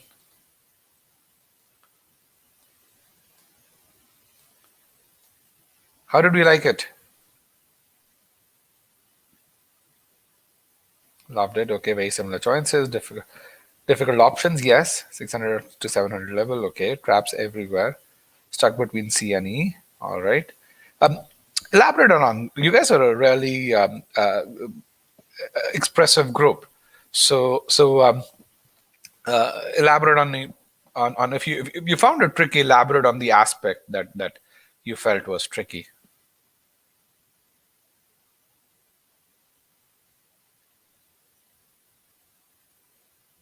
$0.10 per mile was tricky. Made me think about what the priority was. Not a straightforward conclusion. Okay, good. Two trap choices. I had to read the passage again. Good. All right. Let me broadcast results. This is how you guys did. We're going to really look at every answer choice. And then what I want you to do is I want you to tell me what you learned from this. This is an official question over here. Okay. So let's get a look at what's going on over here. We want to finance road repairs and there's something called this highway commission over here that's looking at and really considering a 50% increase on the toll, and the toll right now is 10 cents per mile. And the highway commissioner says that, hey, if we increase this toll, our annual revenue generated by the highway will go by at least 50% per year. And then the author really says, which of the following is an assumption on which, or the test maker says, on which the commissioner's claim depends. So what is essentially what he's asking is, or the test maker is asking is, while making that claim, what is the highway commissioner assuming? Okay. So essentially, what is required, what must be true if I have to increase my revenue generated by the toll highway by at least 50%? What must be true if I have to increase that revenue by 50%? Is that clear with regards to the conclusion? Yes? Is that clear? Okay. Simple argument, okay? That's visualize, and let's kind of visualize the conclusion over here. What the commissioner is saying is this will go by 50%, which means last year if we generated $1 million in revenue, this year we will generate, let's say, $1.6 million. Remember, it says at least 50%, so it could be more than that as well. But the bare minimum it will get to, that threshold is 1.5. Okay. Now, how do we estimate annual revenue? What's the formula given this argument over here? And that's why I have the argument up there. How do we estimate annual revenue as per this argument?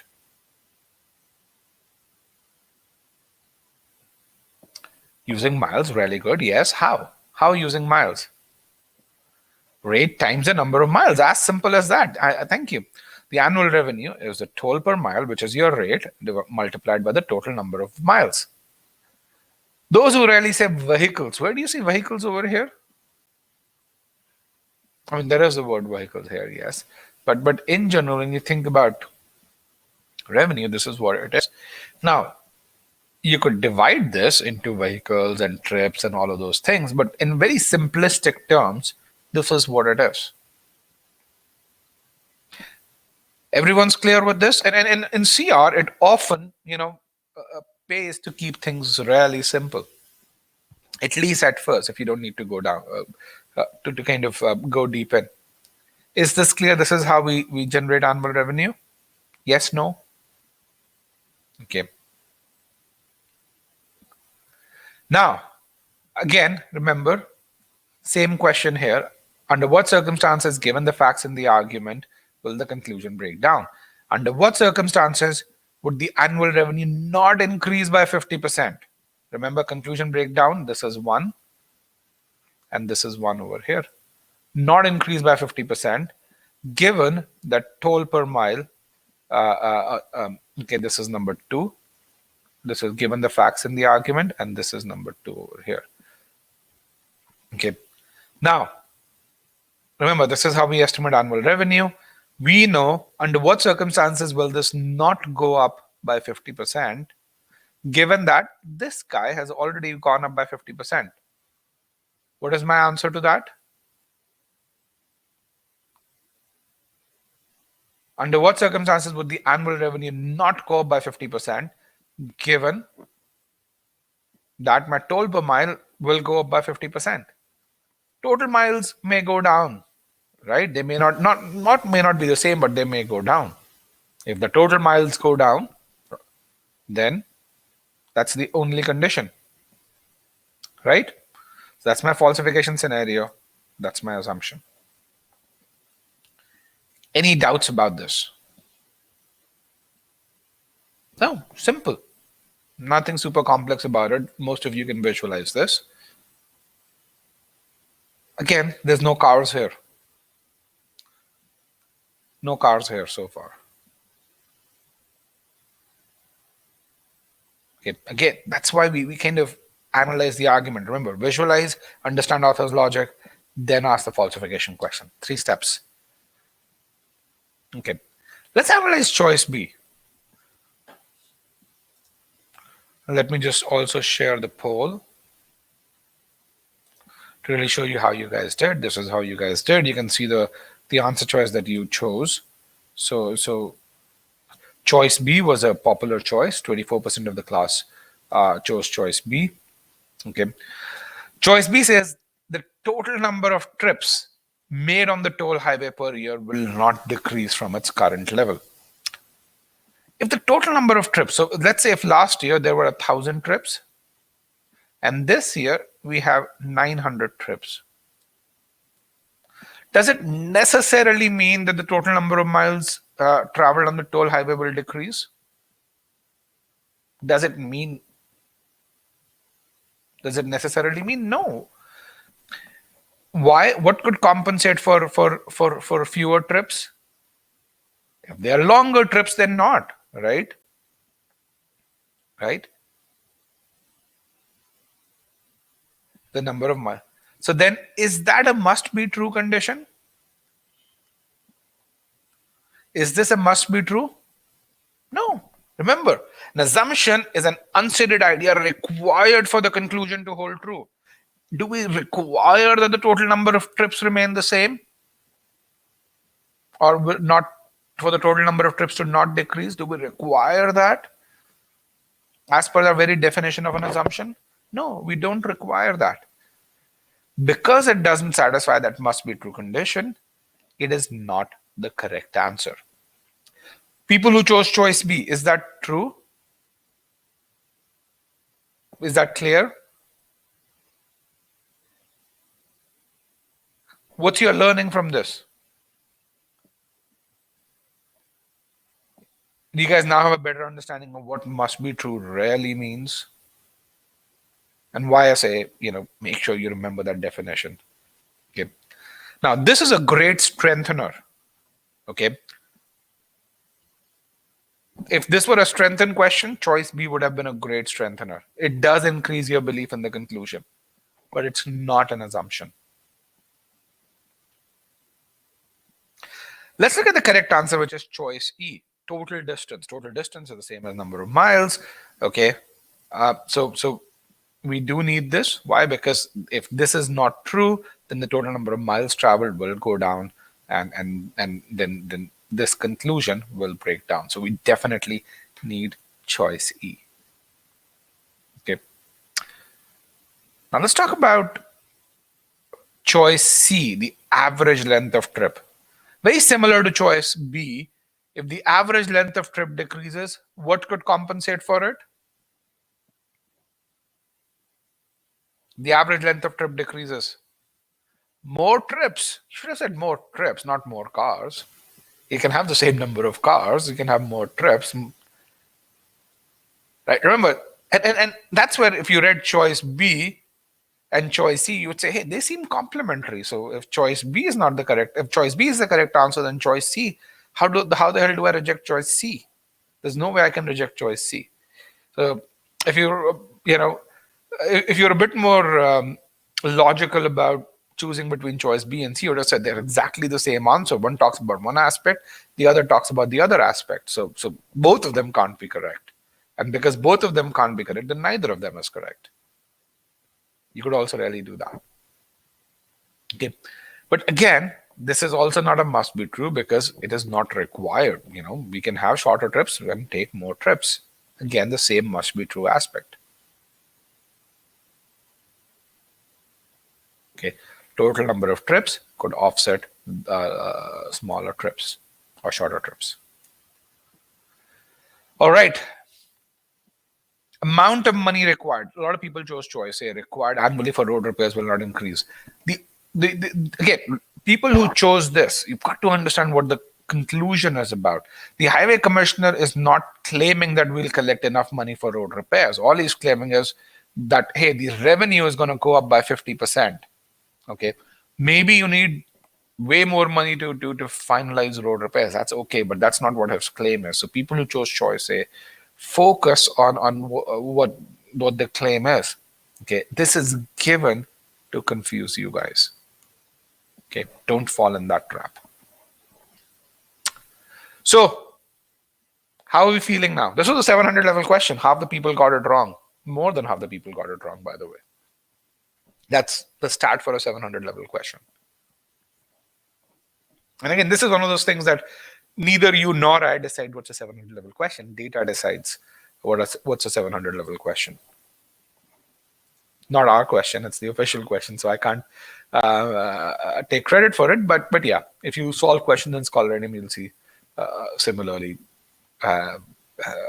questions that are very, very similar in terms of what they test. Now,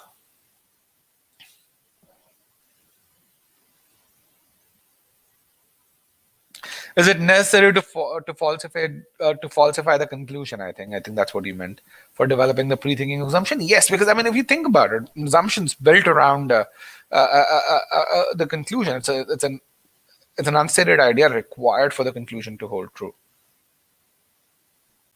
Okay, so that's really, really important. So you've got to falsify it. I mean, if you think about it, if you were to build a house and figure out where to put pillars, you've got to figure out where the roof's caving down, because that's where you build a pillar.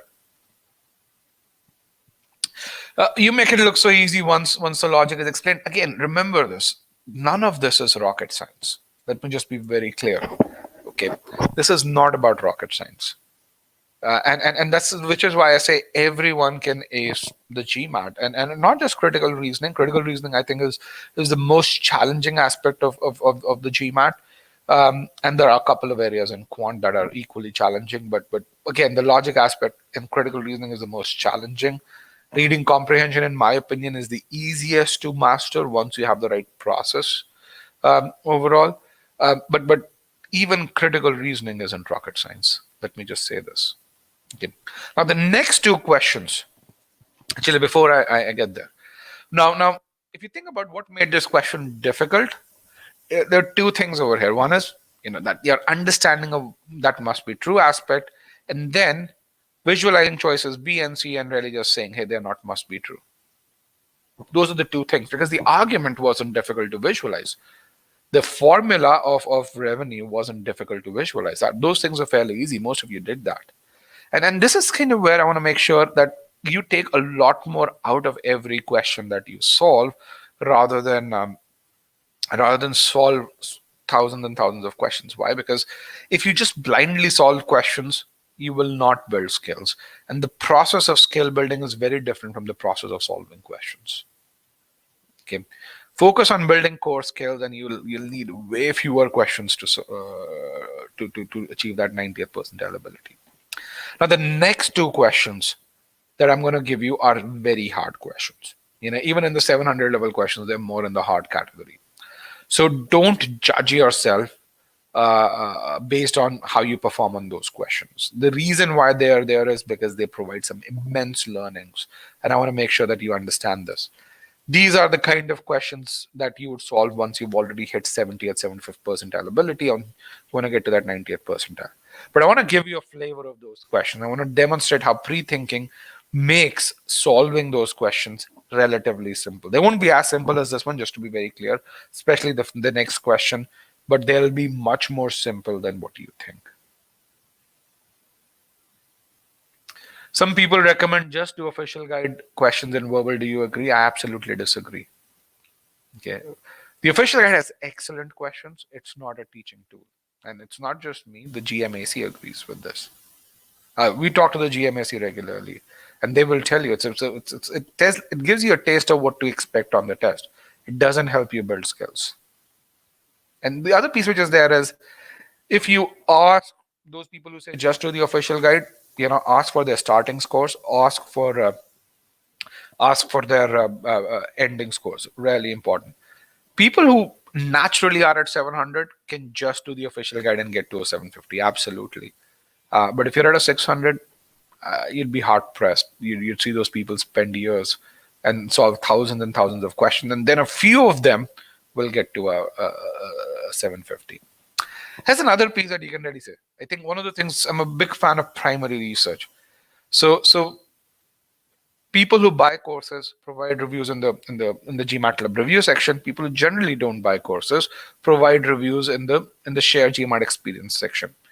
Spend some time, look at reviews that were posted in the last 1 month, count that number, and count the number of debriefs that were posted by people who use just books and free resources in the last 1 month, or any time period. Again, doesn't need to be the last 1 month. Count that data and you'll have your answers right away. Do that primary research. This is kind of the same way as saying, hey, Mark Zuckerberg, Bill Gates, they didn't need an MBA to become a billionaire or to run companies. So not everyone needs an MBA. The answer is yes, not everyone needs an MBA. But if you look at a majority of the S&P 500, when I say majority, 97, 98% of S&P 500, all of them have MBAs. So yes, there are some people who are naturally skilled, others are not. And there's no shame in one way or the other. It's just that you've got to identify who you are, because in the end, what matters is that you get there. It doesn't matter how you got there. Okay. With that, questions 4 and 5. So for these ones, because they're uber difficult, I don't want to time you guys. So what I want you to do is I want 30 people to say, select not answered. So I'm going to broadcast results. So choose this option, not answered. So that way, when you choose an option other than not answered, then I'm going to time you guys. So overall, you as a group time yourself. So 30 people to say not answered before I show the question stem. Come on, guys, 30 people. Not that many. I'm not asking for 50. Not answered. 23, 25, 27, 30. Good. Let me remove broadcast results. Here's question number 4. Good luck, guys.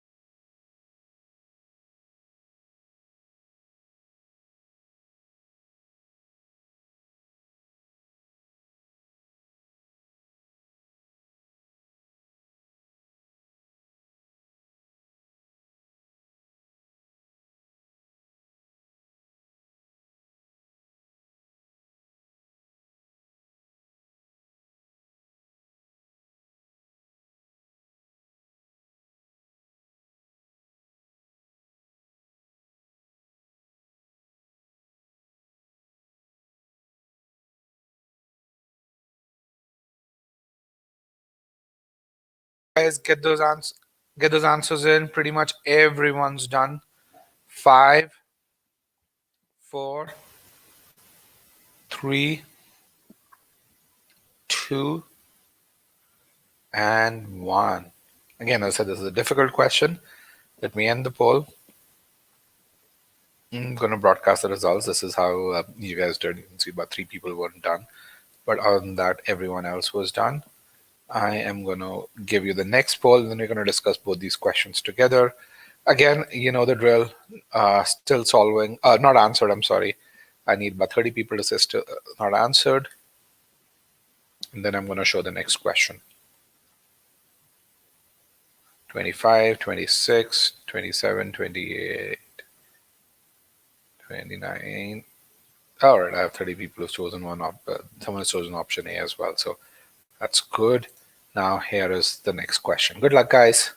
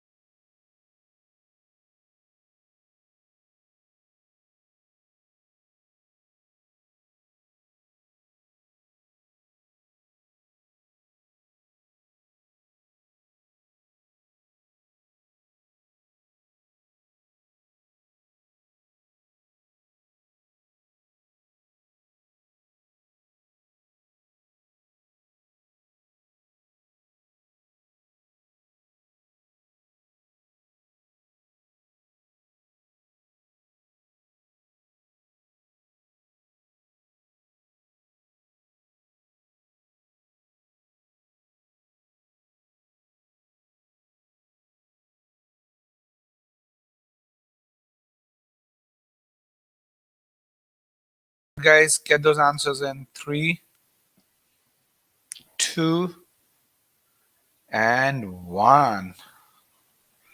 Let me end the poll. Broadcast results. Man, it's just those 3 people this time too who are not done here. Okay, that's wonderful. But I love the participation. I love how many people have responded right now. That's great. So so with that, let me hide this. Let's kind of clear this area out so I have more questions, more space for my questions to you guys. So how are we feeling after these 2 questions?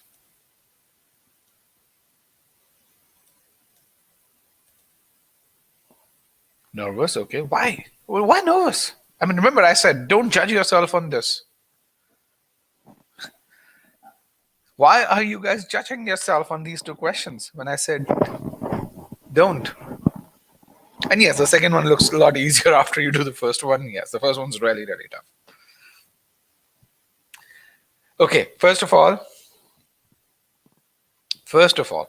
don't judge yourself. Okay. I want everyone to say I'm not going to judge myself based on these 2 questions before I go forward. I'm here to learn. They're both 700. If there were a 750 level question, these guys would be front runners over there. Okay, I'm here to learn. I'm not going to judge myself. This is a learning phase for me. The problem is if you start judging yourself in learning phase, judging yourself too quickly, you kind of really say, I need to kind of figure out a different path to success, and that's not a great place. Why? Because then you go in a zigzag fashion. You don't want to do that. Okay. GMAT in a week, should you still stay that? I think if GMAT's in a week, then essentially you know where you stand, and you're here to serve a purpose. Okay, you know how much gain you can have in a week, and so if your GMAT's in a week, don't change a lot of what you do. Just be logical, and if you're within your score range, then you will get there. If you're not within your score range, then you'll have to take the test again. Either way, focusing on learning will only bring benefits. Okay. So there is no 750 level. Did you say there was 700 level? There is no. All I said is if there were a 750 level, then these would be right there. So there's no 750 level on the GMAT. At least we haven't seen evidence that their questions are rated that way. Okay. So let's kind of visualize this. So you guys have read this argument. I'm not going to spend a lot of time rereading this argument, but I'm going to focus on fragments of this. So the conclusion is easy to get to. And what this conclusion is saying is the number of Verlanders receiving special program information did not increase a whole lot between 94 and 96. And as I solve this question, you're going to see similarities between this question and the highway miles question, especially as we get into the answer choices. Okay, that application of must be true, you're going to see that apply to certain answer choices. Now, a few aspects about this conclusion. First of all, we're only talking about Verlanders. Let's call them Vs. Just why the hell do we need to pronounce this complex name? The second thing I want to talk about is that it's talking about only people receiving that special program information. Okay, we are only talking about SPI. Okay, and then we're talking about this. The third thing is we're talking about this time period, which is 94 to 96. Okay, the reason why it's really important is because answer choices here become more complex. If you focus on the conclusion, one of the things that you can really just, and if that focus is etched in your mind, one of the things that you can really say is, if an answer choice doesn't talk about special program information, it probably is not correct. If an answer choice doesn't talk about V's but people from some other place, that answer choice is not correct. If the answer choice is not talking about the 94 to 96 time span, then their answer choice is not correct. Okay, just because, remember, as we said right from the very beginning, an assumption is tied to the conclusion. It's designed to make sure that the conclusion doesn't break down, just by definition. Okay, really important. How many of you noticed these 3 things while reading the argument? Kind of put this in your bag. It's about V's, it's about special program information, it's about this time span. Good, that's good. Give yourself a pat on the back. You should do, by the way. All right. So what's going on over here? This is what the author is saying. It says the number of Vs who kind of receive special program information did not go up a whole lot. If there were 1 million people in 94, there are about 1 million people in 96. They can go up by plus minus 3-4%, but not a whole lot. Now, what does the author say that? There are two things that we know. One is that the number of receiving radios, RDS equipped radios, remain the same, which means these are the radio sets that people have in their houses. That number, if that number was 10,000 in 94, it's about 10,000 in 96. If that number was a million in 94, it's about a million in 96. Whatever it was in 94, the same number is there in 96. But this transmitting stations, that number has gone up a lot, and it's gone from 250 to 600 now. Now, you're given these numbers, the way you should read this is that, hey, they more than doubled. It's just you don't need to worry about the specifics of 250 and 600. GMAT questions will not make you do math. GMAT CR questions will not make you do math. Let me just say this. They're more about logic than math. Okay, so more than doubled, increased significantly is how you should translate that 250 to 600. Now, there's another thing that you should have observed, that these two sentences are connected by the word however, which means that they kind of go against each other. Why? Because if you see the number of transmitting towers more than double, then you'd see, you'd expect that, hey, not this one, but you'd expect the number of people over here should go up too. So statement number 2 kind of goes against the conclusion. It's what we call as a counter premise or an anti-premise. Statement number 3 supports the conclusion. It's a supporting statement. Can everyone see this? 2 kind of goes against it. If you have way more transmitting stations, you should have way more people listening in. Statement number 3 kind of supports the conclusion. Just from the context, you can infer that. And then statement number 1 gives you some context. It says, hey, if you want that special program information, you need 2 things. One is you need these radio stations that broadcast this. The second thing is you need the radios with the receiving radios that have this feature. Okay, and you can really see the word only over here. That's really important in this case. Okay, this is the same 4 statements, smaller font, just logical structure. So the context over here is you need to receive RDS programming, you need a mated pair, a transmitting station, and a receiving radio. Between 94 and 96, number of RDS radios kind of remain the same. The number of transmitting stations, they more than doubled. And based on this is what my author is saying. A number of people, very few additional folks have received RDS programs. Again, my falsification question remains the same. Under what conditions will there be a significant increase, significant addition to the number of people receiving RDS radios? Falsification question, template. Can you guys see how we translated that template to this particular question? Under what conditions will there be a significant increase in the number of people receiving RDS programming? Can you see the translation?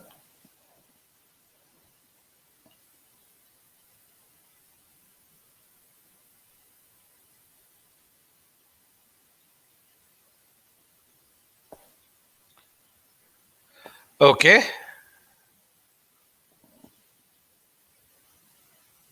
Good. Now, what are the possible scenarios? Can you guys come up with scenarios? Under what scenarios can there be more people receiving RDS programming? If the number of equipped radios increases, you can't go against the facts and the argument. Remember that. There are very few additional radios. One says that. That's not an acceptable answer.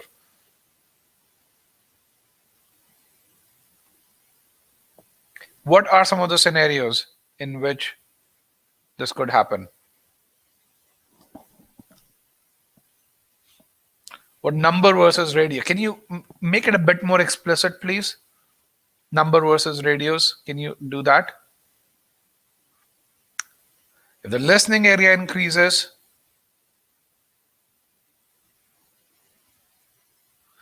people with RDS compatible radios who weren't receiving SPI will now start receiving. That's good. If a lot of people use the existing radio sets, that's good too. So there are 2 ways in which I can break this. Really good. If these new radio stations, they basically cover areas where people had radios, but there were no transmitting stations, so now we put these new stations. So if you had a 5G phone, but your country did not have 5G, now you suddenly get 5G in your country. If the networks get upgraded, which is what adding new radio stations is equivalent of in some ways, then suddenly you can start using features that you couldn't use earlier, right? And then if you start putting these radios in Starbucks, so way more people start listening to these radios, so people per radio go up. And you guys came up with both these. That's really, really good. If these are the possible scenarios, then what are my assumptions? My assumptions are new stations should increase coverage. Okay, they should be just put in the same areas, and the people per radio, they should remain about the same. Look at this over here. You guys agree with this?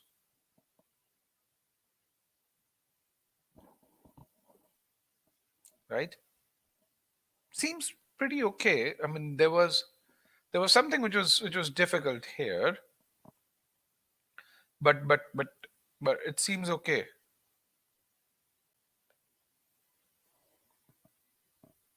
right?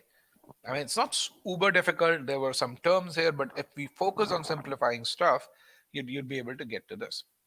Now, I want you to tell me what was challenging about this once we analyze the answer choices, because as this is a difficult question, I'm not gonna kid you to really say, oh no, this is simple. A1 was tough to come with. Good. It's good. It's a good recognition. Now, can you visualize assumption one? Or can you visualize this scenario? This is where assumption one came from. At this point, looking at the argument, can you create a picture around it and visualize A1?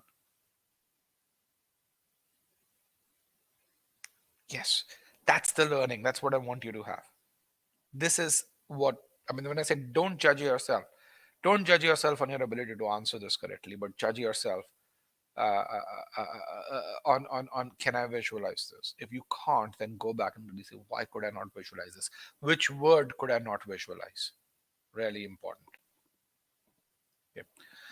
You get lost in choices. Again, if you get to assumptions, then this means you know how to read sentences. Then it's a process issue. You're not visualizing answer choices to begin with, which is what this argument's all about.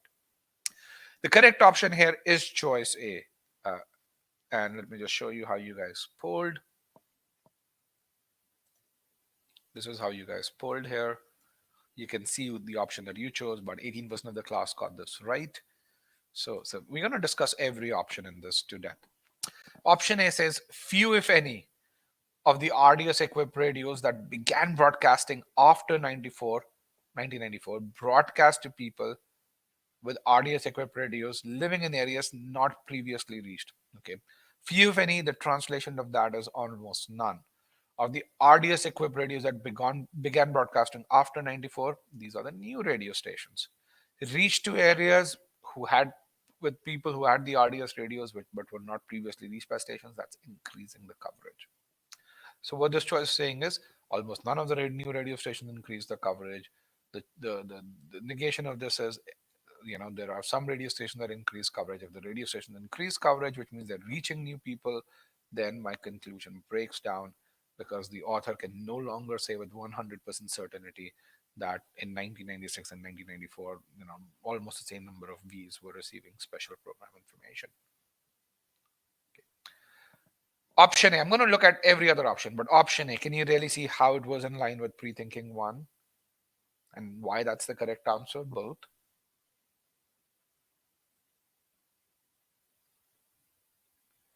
There are more assumptions implied. How do we know this is the right one? You'll always only have the right one. That's one beauty of CR questions. The correct answer would be absolutely correct. The incorrect answer would be absolutely incorrect. And if you can get to one assumption, and if you visualize the answer choices properly, and if you see another assumption that you did not get to, you'd be able to right away say that it's the right assumption because you've understood the logic that the author has used. Okay. Again, remember, pre-thinking is your litmus test to ensure that you understand the author's logic. Okay, if you understand that, and if you read the answer choice correctly, you'd be able to apply that very quickly to the author's logic, and you'd be able to say, hey, this also satisfies my condition. This has to be the correct answer. Okay, let's look at choice B. Choice B was really popular. I'm going to clear this. I want you to tell me, what is an assumption? What is an assumption? The definition. It is an Unstated idea that must satisfy the must be true condition. Unstated idea that must be true for the conclusion to hold true. Everyone remembers that because we will need that here. Everyone remembers this? Yes? Okay. Now, let's kind of visualize this answer choice. In 1996, most worldlanders who lived within the listening area of an RDS station already had a radio equipped to receive RDS. Remember, we said visualize, key skill. What does this mean? This means, let's translate this and visualize this. What it's saying is 70%, let's translate most to 70%. You could do that to 60%, 50%, or 51%, doesn't matter. 70%, I really like it. So let's say what it's saying is 70% of worldlanders who lived within the listening area, they basically had a radio station. Now, what's my conclusion about? My conclusion is about the change in number. It's saying in 94, if there were 10,000 people who could get to the special program information, then in 96, we also had about 10K people, right? This is what my conclusion is about. It's comparing 94 and 96. Yes, no? Yes? Now, tell me, is is most or is 70% required? Or in other ways, or in other words, will the conclusion not be true if 20% of people had an RDS equipped radio in 94 and this and 20% of people had an RDS equipped radio in 96? Is must is most required here? Is that a must be true? No. Again, very similar to RDS, the highway miles question that we did. You know, the number of trips. This is kind of very similar to choice B. There we talked about the number of trips. Here, it's an interesting piece, but it's not the must be true condition. We don't need most Worlanders who live within the listening area. Another way to look at this is the conclusion is about the change or the lack thereof of number of people from 94 to 96. It's not about, hey, whether most people needed and had an RDS radio in 94 or in 96. Choice B. Is that clear now why that's wrong? It's not a must be true. It is not required. And you can also see why doing this question after doing the highway miles question makes things a lot easier because you have a way better understanding of what is must be true now. Okay. Still, it is confusing, yes. But if you know what must be true, you'd be able to reject it out. Let's kind of go to choice D. A lot of people chose choice D. Okay. Let's kind of look at choice D. In 1996, worldlanders who did not own radios equipped to receive RDS. Do we care about people who don't have the right kind of radios? Do we care about those guys? In my conclusion, no. Could not receive any programming. Do we care about any programming in my conclusion? Or do we only care about RDS programming? From RDS radio stations that began broadcasting. If you just read the conclusion and if you just read choice D, you would have said, no, this can't be true. Why? Because my conclusion is only about RDS programming. And if they receive non-RDS programming, who the hell cares?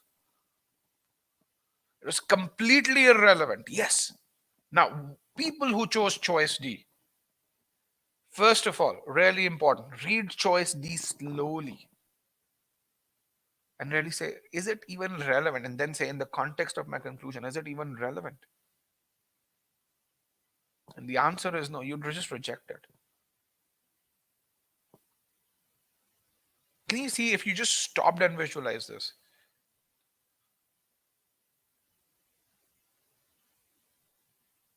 And again, people who say you can do pre-thinking but still make mistakes, this is where you're making mistake. You're not visualizing choice D independently.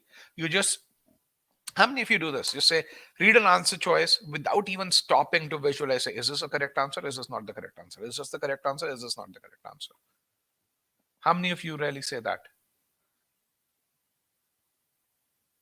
Without visualizing the answer choice. So you say, let me just understand what is this answer choice even saying. If you don't do it, that's good. This is what I say in squash. When you see a ball going away from you, without thinking how you're going to approach it, you start running towards it. It's one of the worst things you can do in squash. Same thing. This is one of the worst things you can do in critical reasoning, to really just, without visualizing the answer choice, say, is it the correct answer? Is it not? Is it the correct answer? Is it not? Don't do that. First, read the answer choice, visualize it, then really ask this question. Okay. Type of programming, choice C, irrelevant. Okay. What did you learn from this argument?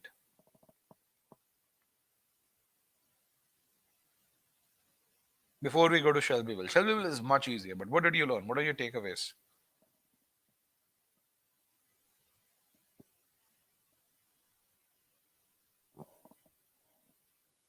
What did you learn from this argument?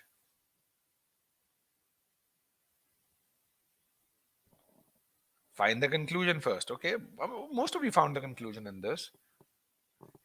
Identifying important links, really, really important. Okay. Visualizing each choice, really important. That was my purpose of putting this argument. To really say, visualize answer choices. Don't just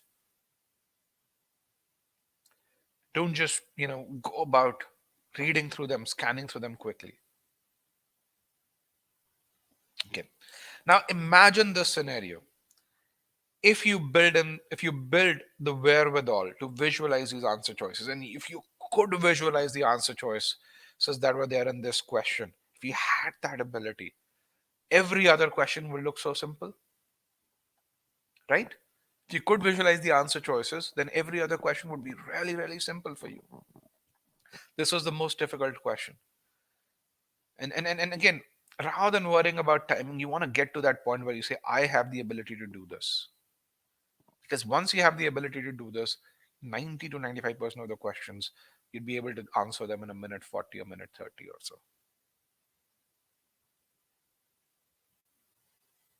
And that's where you want to be. You want to get to that zone.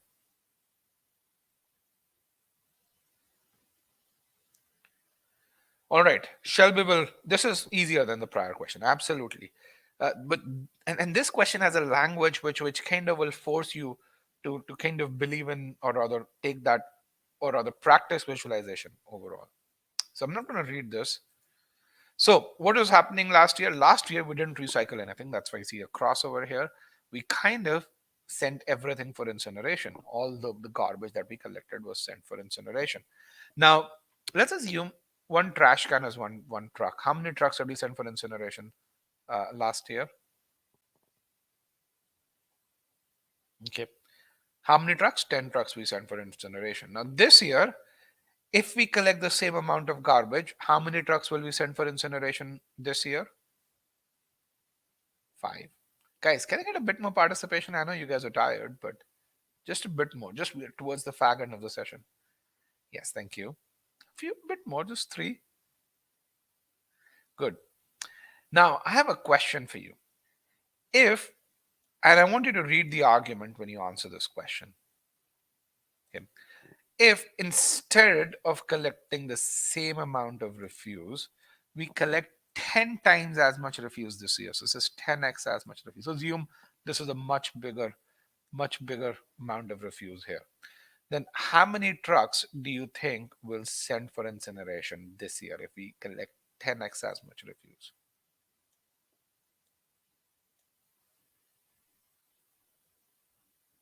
Last year we sent 10. This year we've collected 10 times as much garbage. As per the argument, how many trucks do you think will send for incineration this year?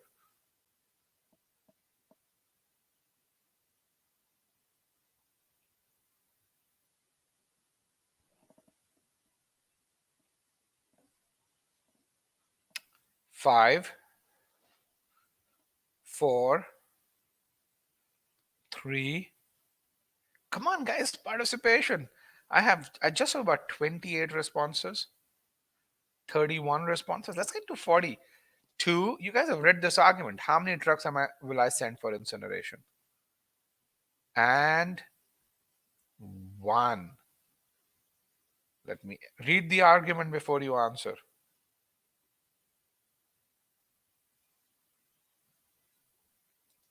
me end the poll. I'm going to broadcast the results. You can see how people are polled. 26% of you say, yeah, 5 trucks, and you guys are absolutely correct. 46% of say 50, you guys are wrong. And some people say 10, 25, 100, you guys are wrong too. Let's kind of look at this over here. Okay. Let's read this part of the argument. This year, city services will separate for recycling enough refuse to reduce the number of truckloads to be incinerated to half of last year's number. So what are we saying? We're saying regardless of how much garbage you collect, I'm only going to send half as many trucks as we sent last year. Even if you collect 100 trucks worth of refuse, it's going to be half of last year's number. Can you guys see this? This part over here. What is last year's number? 10. What is half of 10? 5. That's reading and visualization. Doesn't matter the amount of refuse. Doesn't matter the composition of refuse. You're only going to get 5 trucks. Again, reading, visualization. Had you read this, had you spent the time to visualize information, the 700 level question would have been a lot easier.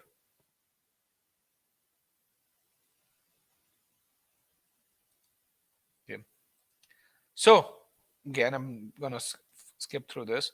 Let's kind of focus here. Under what conditions? So, your falsification question is, under what conditions will the ash generated be greater than 50% if I'm only going to send half as many trucks for incineration? So if you only get half as many trucks, in what case would you generate more than half as much ash? I'm sorry, not trash. In what scenario will you generate half as much ash? The only scenario is if you stuff those trucks so much that each truckload generates a lot more ash, right? That's the only scenario. Can you guys see this? Yes, no. That's the only scenario. And some of you asked earlier, okay, what if I'm very certain of my pre-thinking? Can I stop seeing other answer choices? This is one example where I would stop seeing other answer choices because I'm just so certain of it. So if this is the only scenario, then my assumption is ash per truckload is similar to or lower than what it was last year. That's all that's possible. Why? Because I'm only going to get half as many truckloads.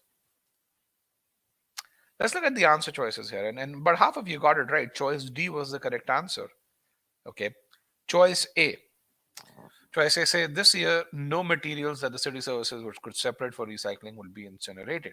Now, this information is a must be true. The problem is it's already given in the argument. You can't, you can infer this from the argument. So there's no new information.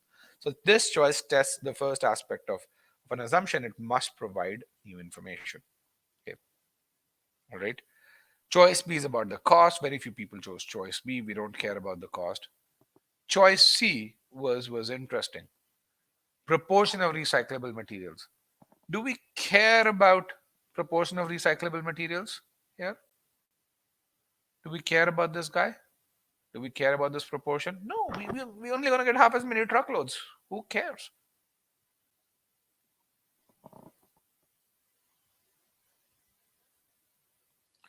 Will we not think about such cases? No. Why would you think about such cases? What's your goal here? What's your goal? What's that one singular goal that you have? As per this argument, what is my conclusion about? Again, remember, highway miles. The commissioner didn't say we're going to have enough money for road repairs. He says, I'm going to increase my revenue by 50%. In a similar way, what's my goal here? Is my goal here to recycle or is my goal here to reduce ash? Yeah. No, your goal here is to reduce ash. Right? And you're going to get half as much to incinerate, and that generates ash. The argument tells you that generates ash. Right? That's why I said focus on the conclusion. Is it right to think that recyclable materials last year does not matter here? No, yeah, it's absolutely right. It doesn't matter here. Why? You're going to get half as many truckloads, trucks. Those truckloads generate ash when you burn them. And this is where you can Google this question, go to GMAT Club, and look at the kind of discussions that people have. They don't visualize information and then they really just talk about, hey, proportion last year versus this year because we didn't know how much it was last year. So this year, this cannot be, must be true. It's irrelevant. You're going to get half as many truckloads.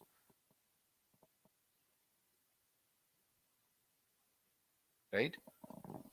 Choice D, which is my correct answer, it says the refuse incinerated this year will generate no more residual ash per truckload incinerated than did the refuse incinerated last year. Yeah, correct answer. Why? Because ash per truckload is really important.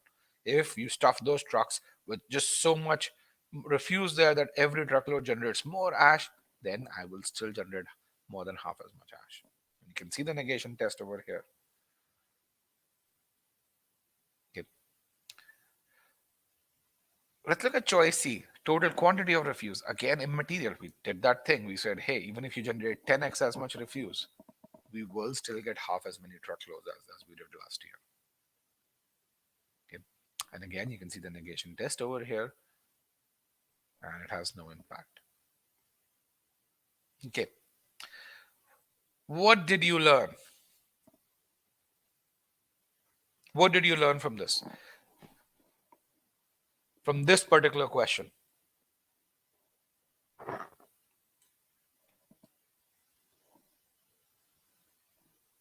What did you learn from this question? And another 4 minutes, and then I'll let you guys go and focus on your journey to CR excellence. Breathing, breathing, breathing, visualization, focus on the conclusion. Mathematical, it's not mathematical, it's just visualizing numbers. I'm not asking you to do the math, just to be very clear. Read the statement very carefully, yes. Don't go on doing the math. I will tell you this. There are certain inference questions where you'd be tempted to do the math and you will get to the answer doing the math. But if you focus on just pure logic, um, what goes up, what goes down without elaborately doing the math, you're going to find you'll improve in CR a lot faster.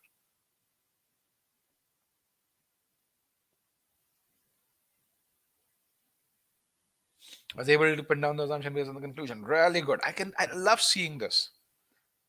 Okay, really good. Now, can you guys see how getting to that 90th percentile is about building skills? Okay, it's not about just following pre-thinking or just doing this. It's about all of these things together.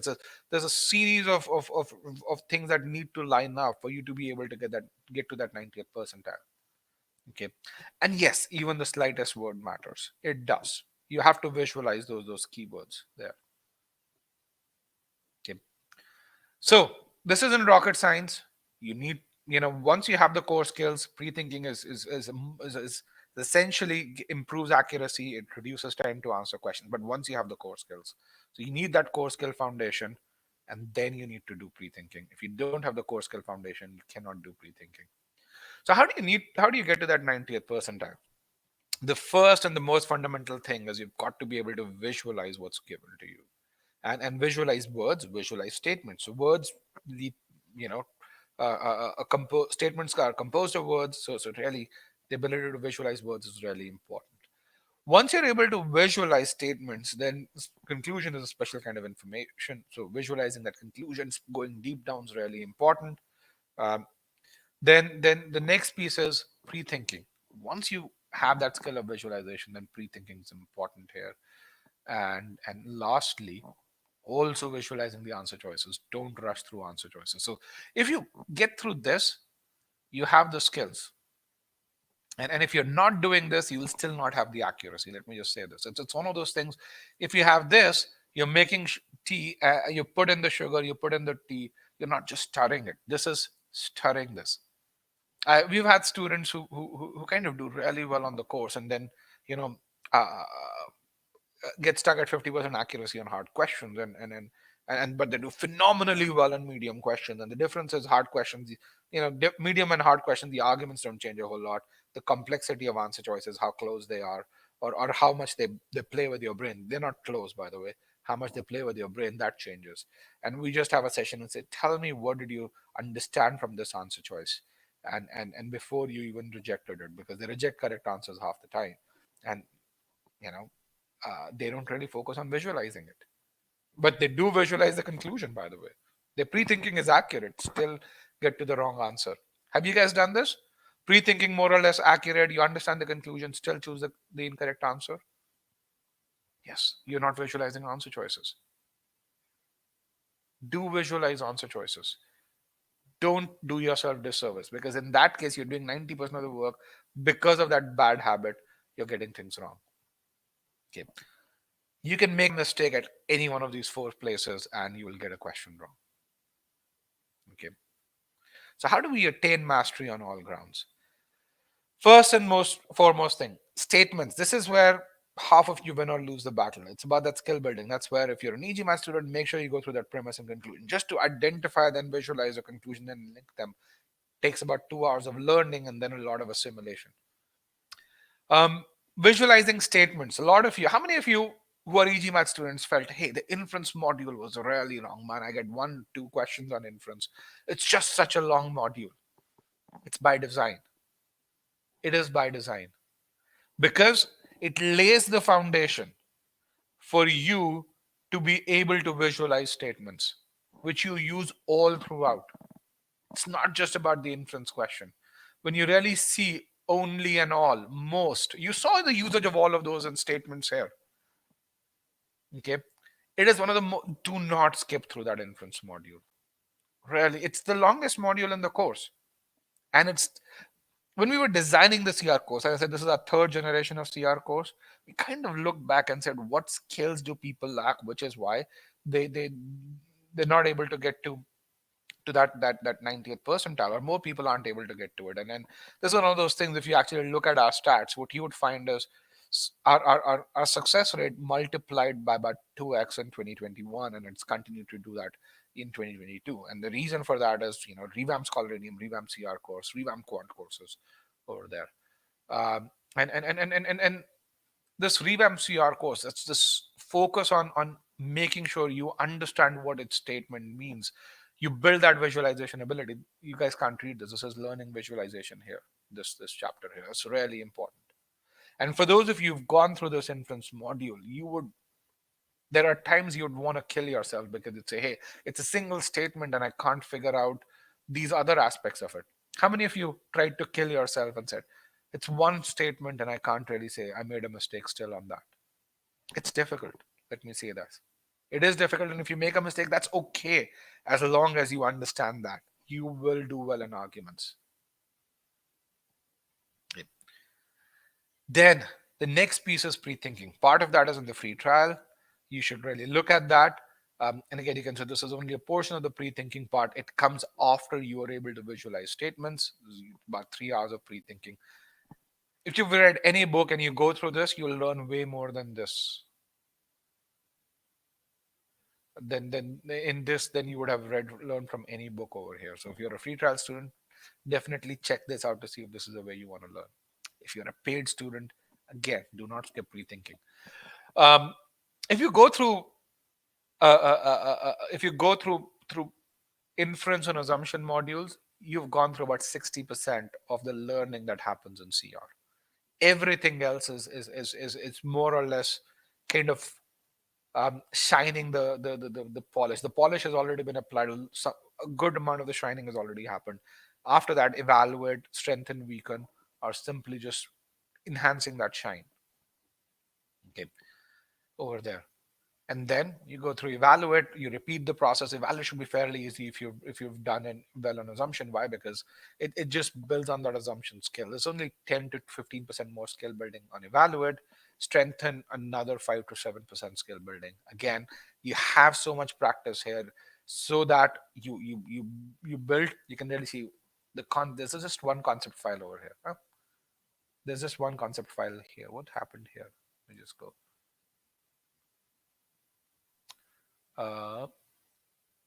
Yeah, there's just one concept file over here.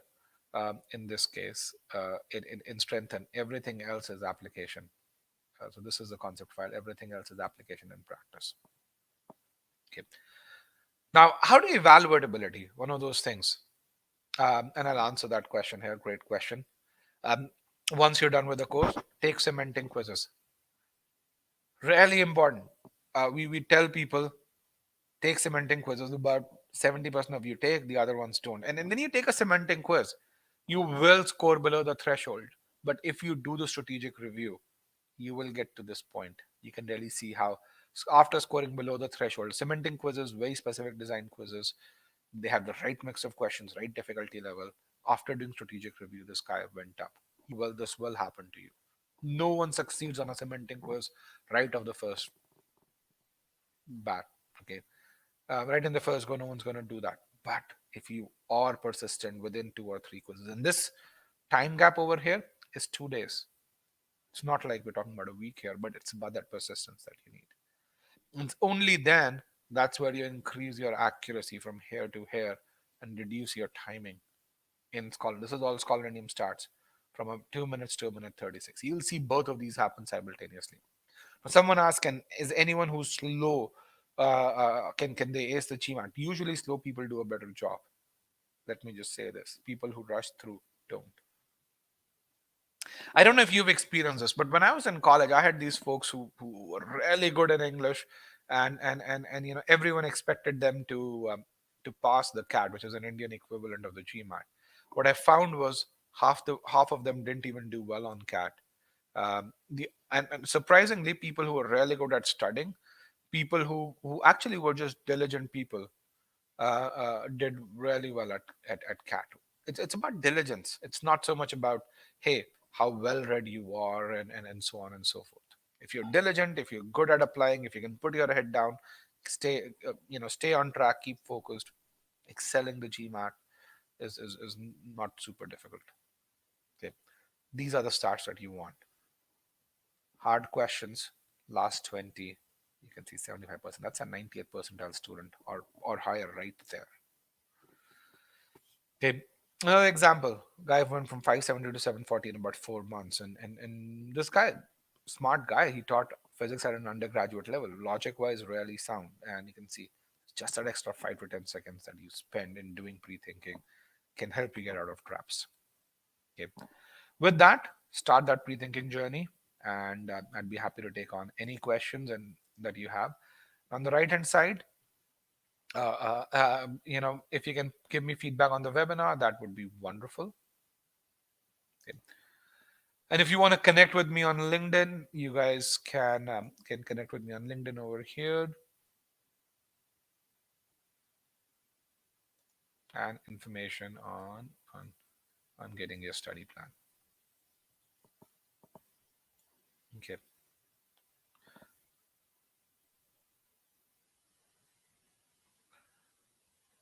How much time should you spend on CR module of e-GMAT? Depends on how much time you need. I mean, one of those things that if your starting ability is 60th percentile, what you're going to find is you're going to probably need about 20-25 hours to do that. If your starting ability is 20th percentile, you will find that you need to spend about 45 hours on it. Again, it depends on, no one has the same learning journey. If that's because every learning activity is created, and so when you score low, you've got to go back and revise, and we track whether you go back and revise, which is why all the quizzes have a revision time, and there we actually track when you went and revised. So it could be between 20-25 to 40-45 hours or so. And again, it's what's important is that you excel on it in the first go, not whether you take 25 or 45 hours or even 50 hours or so. Okay, really important. I understand you're looking to estimate, but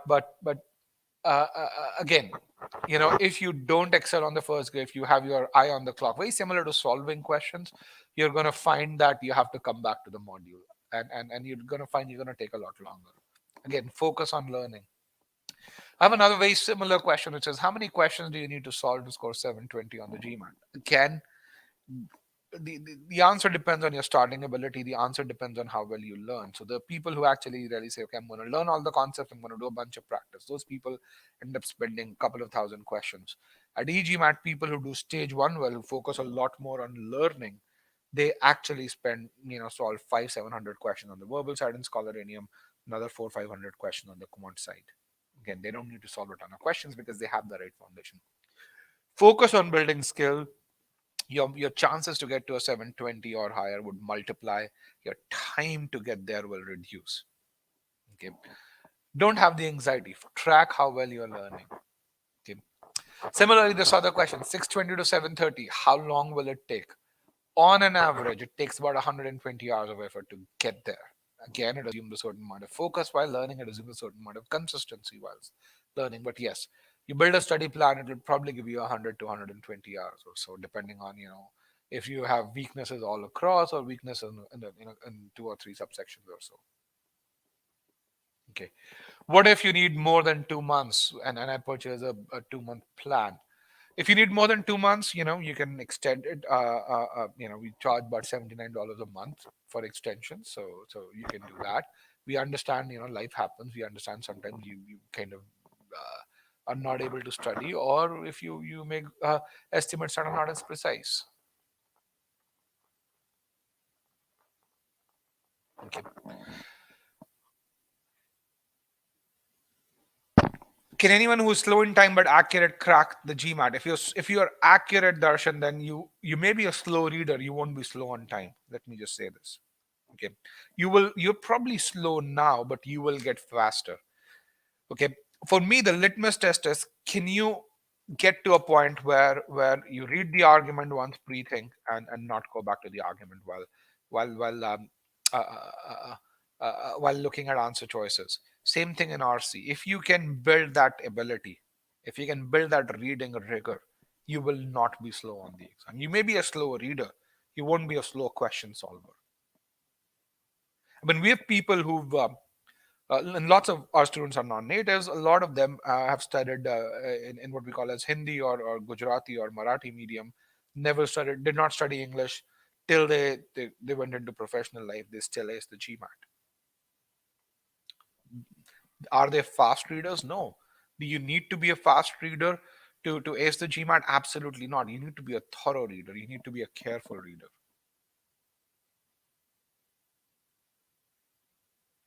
Manvi says, I'm an e-GMAT student. My score it's been a month and a half. I'm at a 650. What should you do? Manvi, write to the support team. We have a wonderful GMAT strategy team. Many of them have actually aced the GMAT themselves.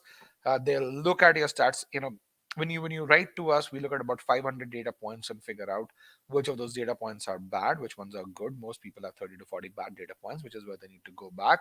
Those are the areas that are stopping them. If you're at a 650, you probably have two, at the most three areas preventing you from hitting that 700. And they'll tell you a customized improvement plan. So you can write to me at rajat@e-gmat.com. You can write to support@e-gmat.com, and we will help you get there. Let me just see if I can type the email address properly.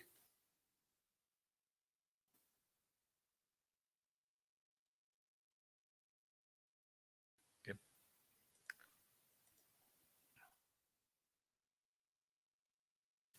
All right, guys. With that, I want to thank everyone for being here. It was wonderful having you. Remember, we have the number property session tomorrow. Do join us there, and try the free trial out. Good luck and have a wonderful day.